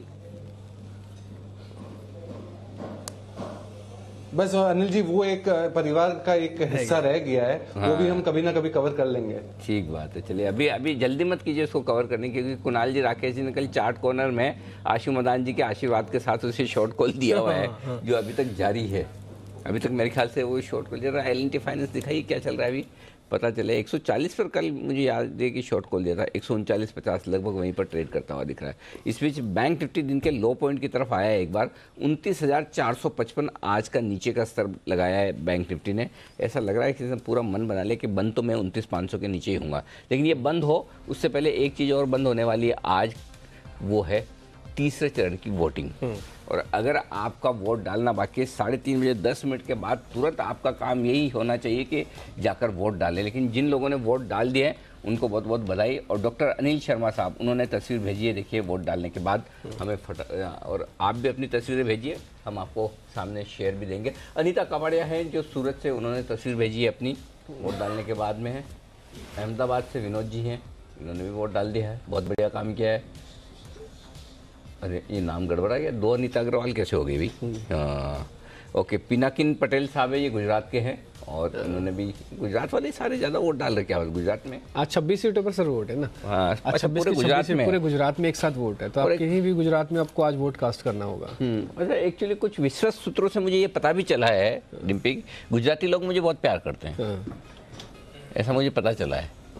तो कुछ आप गुजरातियों के लिए कुछ बोल के, या थैंक यू या कुछ ऐसा कुछ बोल के दिखाएं? आप बोलो, मैं पूरा भाषण दे सकता हूँ, ऐसा मार्केट बंद होने। अरे वाह, केरल से राम के वी साहब, क्या बात है, राम साहब बहुत बढ़िया। वाह, केरल में भी ज़बरदस्त इतना पॉपुलर है, वंडरफुल। योगेश कुलकर्णी जी हैं, इन्होंने भी अपनी फोटो भेजी। पुणे में भी तो है ना आज वोटिंग? हाँ, पुणे वाले लोग भी डाल रहे हैं वोट। पुणे में, महाराष्ट्र में कई जगह है। नरेश पवार साहब, ये भी हमारे महाराष्ट्र के ही लग रहे हैं, पवार साहब ने भी वोट दे दिया है, बहुत अच्छी बात है। चलो, बहुत ही बढ़िया। तो बहुत सरस है। अरे बाला भीम साहब कर्नाटक से, कर्नाटक में भी पूरे देश में फैले हुए हैं, लेकिन मारी तो गुजराती लोगों ने ही मारी है ना? तो तुम्हारा खूब खूब आभार। तो सबने वोट डाल दिया, अच्छी बात है ना? तुम्हारा खूब खूब आभार। हाँ, तो वोट डालने के लिए बहुत बहुत शुक्रिया आपका। तो चलिए, तीसरे चरण की वोटिंग आज होगी खत्म। और एक दो शेयर और भी हैं जरा, ऑल मार्केटिंग कंपनीज में कहीं कुछ मूव दिख रहा है तो इसको प्लस भी करके जा सकते हैं क्या? एक बार राजेश जी आप ही देखिए जरा, HPCL, BPCL, IOC। कच्चा तेल और रुपया देख के फिर सवाल पूछा। हाँ, ये बात भी सही कह रहे हैं। वैसे तो है वो 74 पे, कोई प्रॉफिट बुकिंग खास आ तो रही नहीं है, 74.50 के आसपास, ये आधा % ऊपर है। करेंसी भी कुछ ज़्यादा सपोर्ट तो नहीं कर रहा। सिर्फ एक HPCL के मूव के बाद ऐसा लग रहा था कि शायद अगर कोई पुल बैक आ जाए, क्योंकि तीनों कंपनी ना इंडेक्स में वेटेज वाली है, निफ्टी का हिस्सा है। ये तीनों भी 4-4% चल गई ना तो काम हो जाएगा इंडेक्स का। इसलिए मैं पूछ रहा हूँ। देखिए 248 का इसका इंपॉर्टेंट सपोर्ट लेवल था, जो कि ये करेक्शन में इसने स्टॉक ने वहीं से एक सपोर्ट लेके वापस इसने पुल बैक एक्शन दिया। तो जब तक ये 248 का लेवल नहीं तोड़ता लोअर साइड में, जब भी उसके नज़दीक आएगा वहाँ से बाइंग एक्शन देखने को मिलेगा। हालांकि स्टॉक का स्ट्रक्चर नियर टर्म चार्ट पे वीक है, तो मुझे लगता नहीं कि बहुत बड़ा इसमें अपमूव देखने को मिलेगा। बट 259 से 262 ये एक रेंज है जहाँ तक ये स्टॉक जा सकता है पुल बैक में, और वहाँ पे वापस मुझे लगता है प्रॉफिट बुकिंग बनेगी। तो 3-4 रुपये का और अपमूव यहाँ से आ सकता है। और ये स्टॉक को एक नैरो रेंज में ट्रेड करना है, किसी को तो कभी भी गिरता है 248 जब तक नहीं टूटता है, उसके नज़दीक आता है तो वहाँ से बाय करें। अपने कंफर्ट के हिसाब से 1 या 2 रुपये का स्टॉप लॉस, बहुत छोटा स्टॉप लॉस रखें और बाय करके पुल बैक में 262 ये रेंज रहेगी, 248 262। ठीक है। इस बीच ना एक और खबर जेट एयरवेज को लेकर आ रही है, वो वित्त मंत्रालय की तरफ से है। वो ये कह रहे हैं कि अगले 3 महीने के लिए जो स्लॉट्स है, जो जेट एयरवेज के स्लॉट्स हैं, वो दूसरी एयरलाइंस को दिए जा सकते हैं। आप इसको दोनों तरह से देख सकते हैं। पहला, एक ये प्रेशर बन रहा है जेट एयरवेज पे कि आप और जल्दी कीजिए, नहीं तो आपके स्लॉट्स भी आपके हाथ से चले जाएंगे। दूसरा, अगर आप इसको नेगेटिव देख रहे हैं तो जेट एयरवेज के लिए अच्छी खबर भी नहीं है, क्योंकि इनके स्लॉट्स अगर चले गए तो फिर और मुश्किल हो जाएगी। जैसे आप कह भी रहे थे कि धीरे धीरे डेप्रिसिएशन होगा और धीरे धीरे स्लॉट्स जाना, धीरे धीरे रुझान कम हो जाना, ये सारी चीज़ें जेट के साथ है। तो पॉजिटिव नेगेटिव दोनों हैं, इस दोनों के अंदर खबर छुपी हुई है। कैसे समझे सर इस खबर को? वित्त मंत्रालय कह रहा है, ये माफ़ कीजिए विमानन मंत्रालय। अब यही है कि अच्छी बात यह है कि टेम्पररी जा रहे हैं। जाहिर सी बात है कि प्राइम स्लॉट से खाली तो छोड़ेंगे नहीं आप, है ना। अल्टीमेटली आपको पैसेंजर्स भी उड़ाने तो ही हैं। कोई तो आपको फ्लाइट चाहिए, एयरलाइंस चाहिए जो ये काम कर सके। और आप कहेंगे किसी एक्स्ट्रा, आज देखिए अभी जैसे थोड़ी देर पहले स्पाइस जेट ने क्या कहा, 20 नई फ्लाइट शुरू करेंगे। तो करेंगे कहाँ से करेंगे? उनके पास इतनी जगह थोड़ी कि 20 आज शुरू कर देते, लेंगे तो इन्हीं के स्लॉट्स। तो ये मेरे ख्याल से अच्छा मतलब बुद्धिमानी भरा डिसीजन है। इसमें 2 बढ़िया बातें हुई। पहला, स्लॉट्स दूसरों को दे रहे हैं, अच्छी बात है। दूसरा, टेम्पररी दे रहे हैं कि जेट के पास ही रहेंगे। तो कोई आदमी, जो कोई नया एयरलाइंस आएगा या कोई नया इन्वेस्टर आएगा, तो वो ये देखेगा भी कि मेरे पास जेट में बचा क्या है, खाली ब्रांड का क्या करूँ। मैंने आपको कल भी यही कहा था कि भाई ब्रांड का क्या करें। ब्रांड तो किंगफिशर भी बहुत अच्छी थी, खाली ब्रांड से थोड़ी उड़ता है। उड़ाने के लिए तो एयरलाइंस चलाने के लिए बहुत कुछ चाहिए। तो ये अच्छी बात है, अगर इनके स्लॉट्स वगैरह बचे रहते हैं, जगह बची रहती है, अच्छा रहेगा ये। ठीक है, तो एक बार जेट एयरवेज के लिए ये ठीक हो सकते हैं। और हालांकि ये थोड़ा रिएक्शन भी दिखा रहा है, 8-8.5% ऊपर है, लेकिन ये प्रेशर बनाने का काम भी करेगा। जल्दी से जल्दी आप इसके बारे में कुछ कीजिए। इतने दिन तक शांति जेट एयरवेज में ठीक भी नहीं है, कुछ ना कुछ आपको करना ही होगा। आगे बढ़ रहे हैं, आप जरा कुछ एक ऐसे शेयर्स पता कर लेते हैं जहाँ पे क्या का जो आज का जो मोमेंटम है वो कंटिन्यू रह सकता है। आज ONGC ने ठीक एक्सपायरी से पहले एक अच्छा मूव दिया है, 4% ऊपर है ONGC। बंसल जी, इस पर क्या करें? 160 के ऊपर जैसे ही आता है ना, ये मैं आपको सही बताऊं, किसी को अगर टेक्निकल आता है या नहीं आता, वो ये बात आंख देख के बंद करके भी बता सकता है कि 160 के ऊपर ONGC आ गया, आज आपको 164 मिल जाएगा। ये एक बार नहीं, कम से कम 10 बार ये प्रूव कर चुका है। देखिए डिम्पी जी, आज इस स्टॉक के अंदर एक क्लियर एक ब्रेकआउट देखने को मिला है। 162 रुपए के ऊपर एक बड़ा ब्रेकआउट देखने को मिल रहा है और स्टॉक 168 169 तक ऊपर में रैली दिखाने का दमखम रखता है। एक पॉजिटिव ब्रेकआउट है। अगर कच्चे तेल में जो तेजी आ रही है उसका एक बेनिफिशियरी ONGC है, तो जिस तरीके से OMCs पर एक नेगेटिव इफेक्ट पड़ता है, ONGC के लिए शायद एक पॉजिटिव है। और यहाँ पर एक ब्रेकआउट देखने को मिल रहा है, डेफिनेटली इसको लेके जाना चाहिए। चलिए, ये है आपके लिए ONGC पर है। आज मूव हुआ काफ़ी स्ट्रॉन्ग है और एक्सपायरी से पहले टिपिकली ये जब हिलता है ना तो फिर अच्छा मूव देता है। आज में 4% अच्छा मूव तो बहुत सारे ऐसे शेयरों में जिन्हें आप कमजोर क्वालिटी का मानते हैं। रिलायंस कैपिटल 8% ऊपर, सूजलॉन 8% ऊपर, जेट एयरवेज 8% ऊपर। और क्या चाहिए? सूजलॉन को बाहर जाना है, जेट को बाहर जाना है वादा से।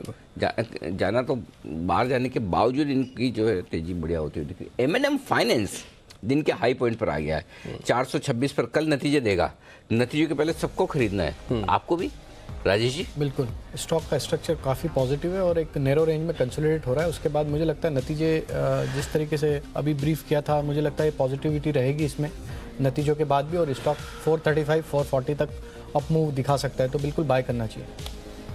ठीक है, क्या कुछ टायर कंपनीज को भी लेके जा सकते आज के मूव के बाद? CEAT, Apollo tyre, Balkrishna industries. राजेश जी, मुझे लगता है बालकृष्ण इंडस्ट्री को लेके जा सकते हैं। हाँ, इसमें जो पुल बैक है और वो अभी भी होल्ड किया हुआ है, इसका जो गेन है, मुझे लगता है स्टॉक में यहाँ से अप मूव बनना चाहिए और 975 980 तक का मूव इसमें आना चाहिए। ठीक है, इसके अलावा कुछ एक और कंपनीज फटाफट से देखते हैं कहाँ कहाँ पे आज तेज़ी बनी हुई है। एक बार जरा ग्रुप फाइनेंस को भी देखिए, अभी स्ट्रॉन्ग मूव आया, 6-6.5% ऊपर आ चुका है। बंसल जी एक बार जरा ग्रुप फाइनेंस देखिए, 6-6.5% की तेज़ी के साथ है। एक बार इसको भी रखें या लेके जा सकते हैं?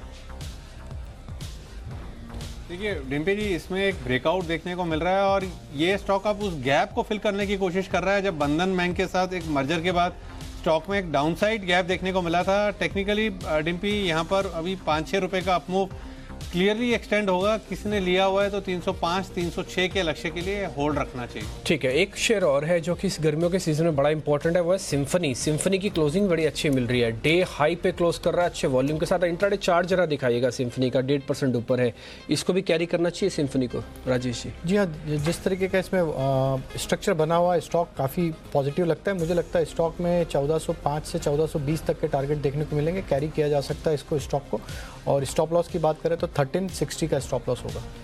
ठीक है, आज सुबह हमने एक एबीबी के शेयर के बारे में बातचीत की थी, 2-2.5%, वो भी आज ऊपर है।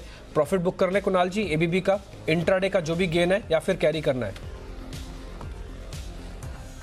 एबीबी में स्ट्रक्चर अगर आप देखें डिप्पी, तो मुझे स्ट्रक्चर काफ़ी स्ट्रॉन्ग लगता है। मुझे लगता है आज एक फ्रेश ब्रेकआउट आया है चार्ट पर 1440 रुपए के ऊपर, तो जिन्होंने खरीदा है बिल्कुल होल्ड करना चाहिए और ऊपर के लेवल्स आएंगे। थोड़ा स्लो मूविंग काउंटर है, पेशेंस रखें, मुझे लगता है 1550 के लेवल्स भी देखने को मिल सकते हैं। ठीक है सर, 16 अंकों की गिरावट है। एक चीज़ हाँ मैं वही कहना चाहता था कि निफ्टी बैंक निफ्टी जो हमने आखिर में कल के 2000 में आपको शॉर्ट करने की राय दी थी, तो लगभग उन्हीं लेवल के आसपास बंद हो रहा है। निफ्टी शायद 10-5 ऊपर नीचे होगा और बैंक निफ्टी भी लगभग 29,500 के आसपास।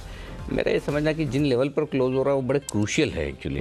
तो एक बार कि आप पोजीशन जीरो कर लें, कल सुबह फ्रेश ट्रेड किया जाएगा, तो तेजी की मतलब मंदी की जो पोजीशन हमने सजेस्ट की, मेरे ख्याल से उसे एक बार आप छोड़ दें, काट लें, कल की कल देखेंगे।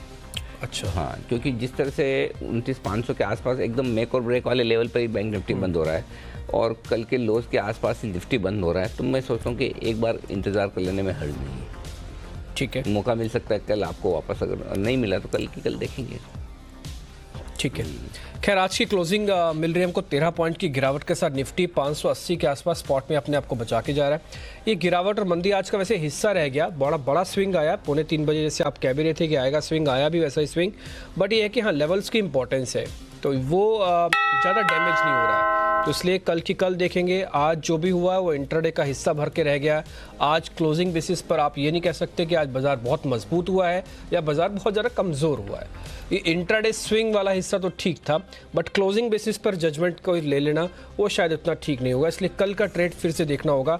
और ये एक्सपायरी वाला वीक है, ध्यान रखें, मार्केट के अंदर मूव रहेगा और स्ट्रांग रहेगा। विक्स ऑलरेडी 24-25 के ऊपर आसपास चल रहा है, तो सारी चीज़ें बड़ी नोटिस करने वाली। बिल्कुल, तो उतार चढ़ाव भरा माहौल है, लेकिन इस बीच माहौल चुनाव का भी है। और फाइनल क्लोजिंग जो आ गई मैं बता दूं आपको 11,575, ये है निफ्टी पर जो क्लोजिंग आई 18 अंकों के नुकसान के साथ। बैंक निफ्टी ने डबल सेंचुरी मारी है नीचे की तरफ, 29,479, 480 राउंड फिगर कर लीजिए, वहां पर हुए हैं बंद, और 80 अंकों के नुकसान के साथ 38,564 ये है सेंसेक्स की क्लोजिंग। कोई मैसेज तो नहीं लेके जाए ना आज का आज ही छोड़ दें, कल की कल देखें? अब तो छूट ही गया है। नहीं मतलब ऐसे ऐसा कहने में लगा, ऐसे कोई बड़ा डैमेज, कोई बड़ी तस्वीर तो नहीं निकल के आई ना, मतलब है तो कमजोरी का ही रुझान है, उसमें कोई डाउट ही नहीं, कमजोरी है साफ तौर पर, कहीं कोई अच्छी क्लोजिंग तो हुई नहीं। बैंक निफ्टी 0.1% नीचे जाकर बंद हुआ है, जो कम नहीं होता, बस वही वाली चीज़ है। 29,500 जहाँ हाईएस्ट ओपन इंटरेस्ट से पुट में एक्सपायरी के हफ्ते में एग्जैक्टली वहीं पर बंद हुआ है। अगर आज पुट कॉल रेशियो थोड़ा और 10-15 बेसिस पॉइंट घट कर आ जाए तो ये कह सकते हैं कि बाजार हल्का हो चुका है, थोड़ी सी रिकवरी कल फिर उस लिहाज से दिखा दे बैंक निफ्टी तो बड़ी बात नहीं है।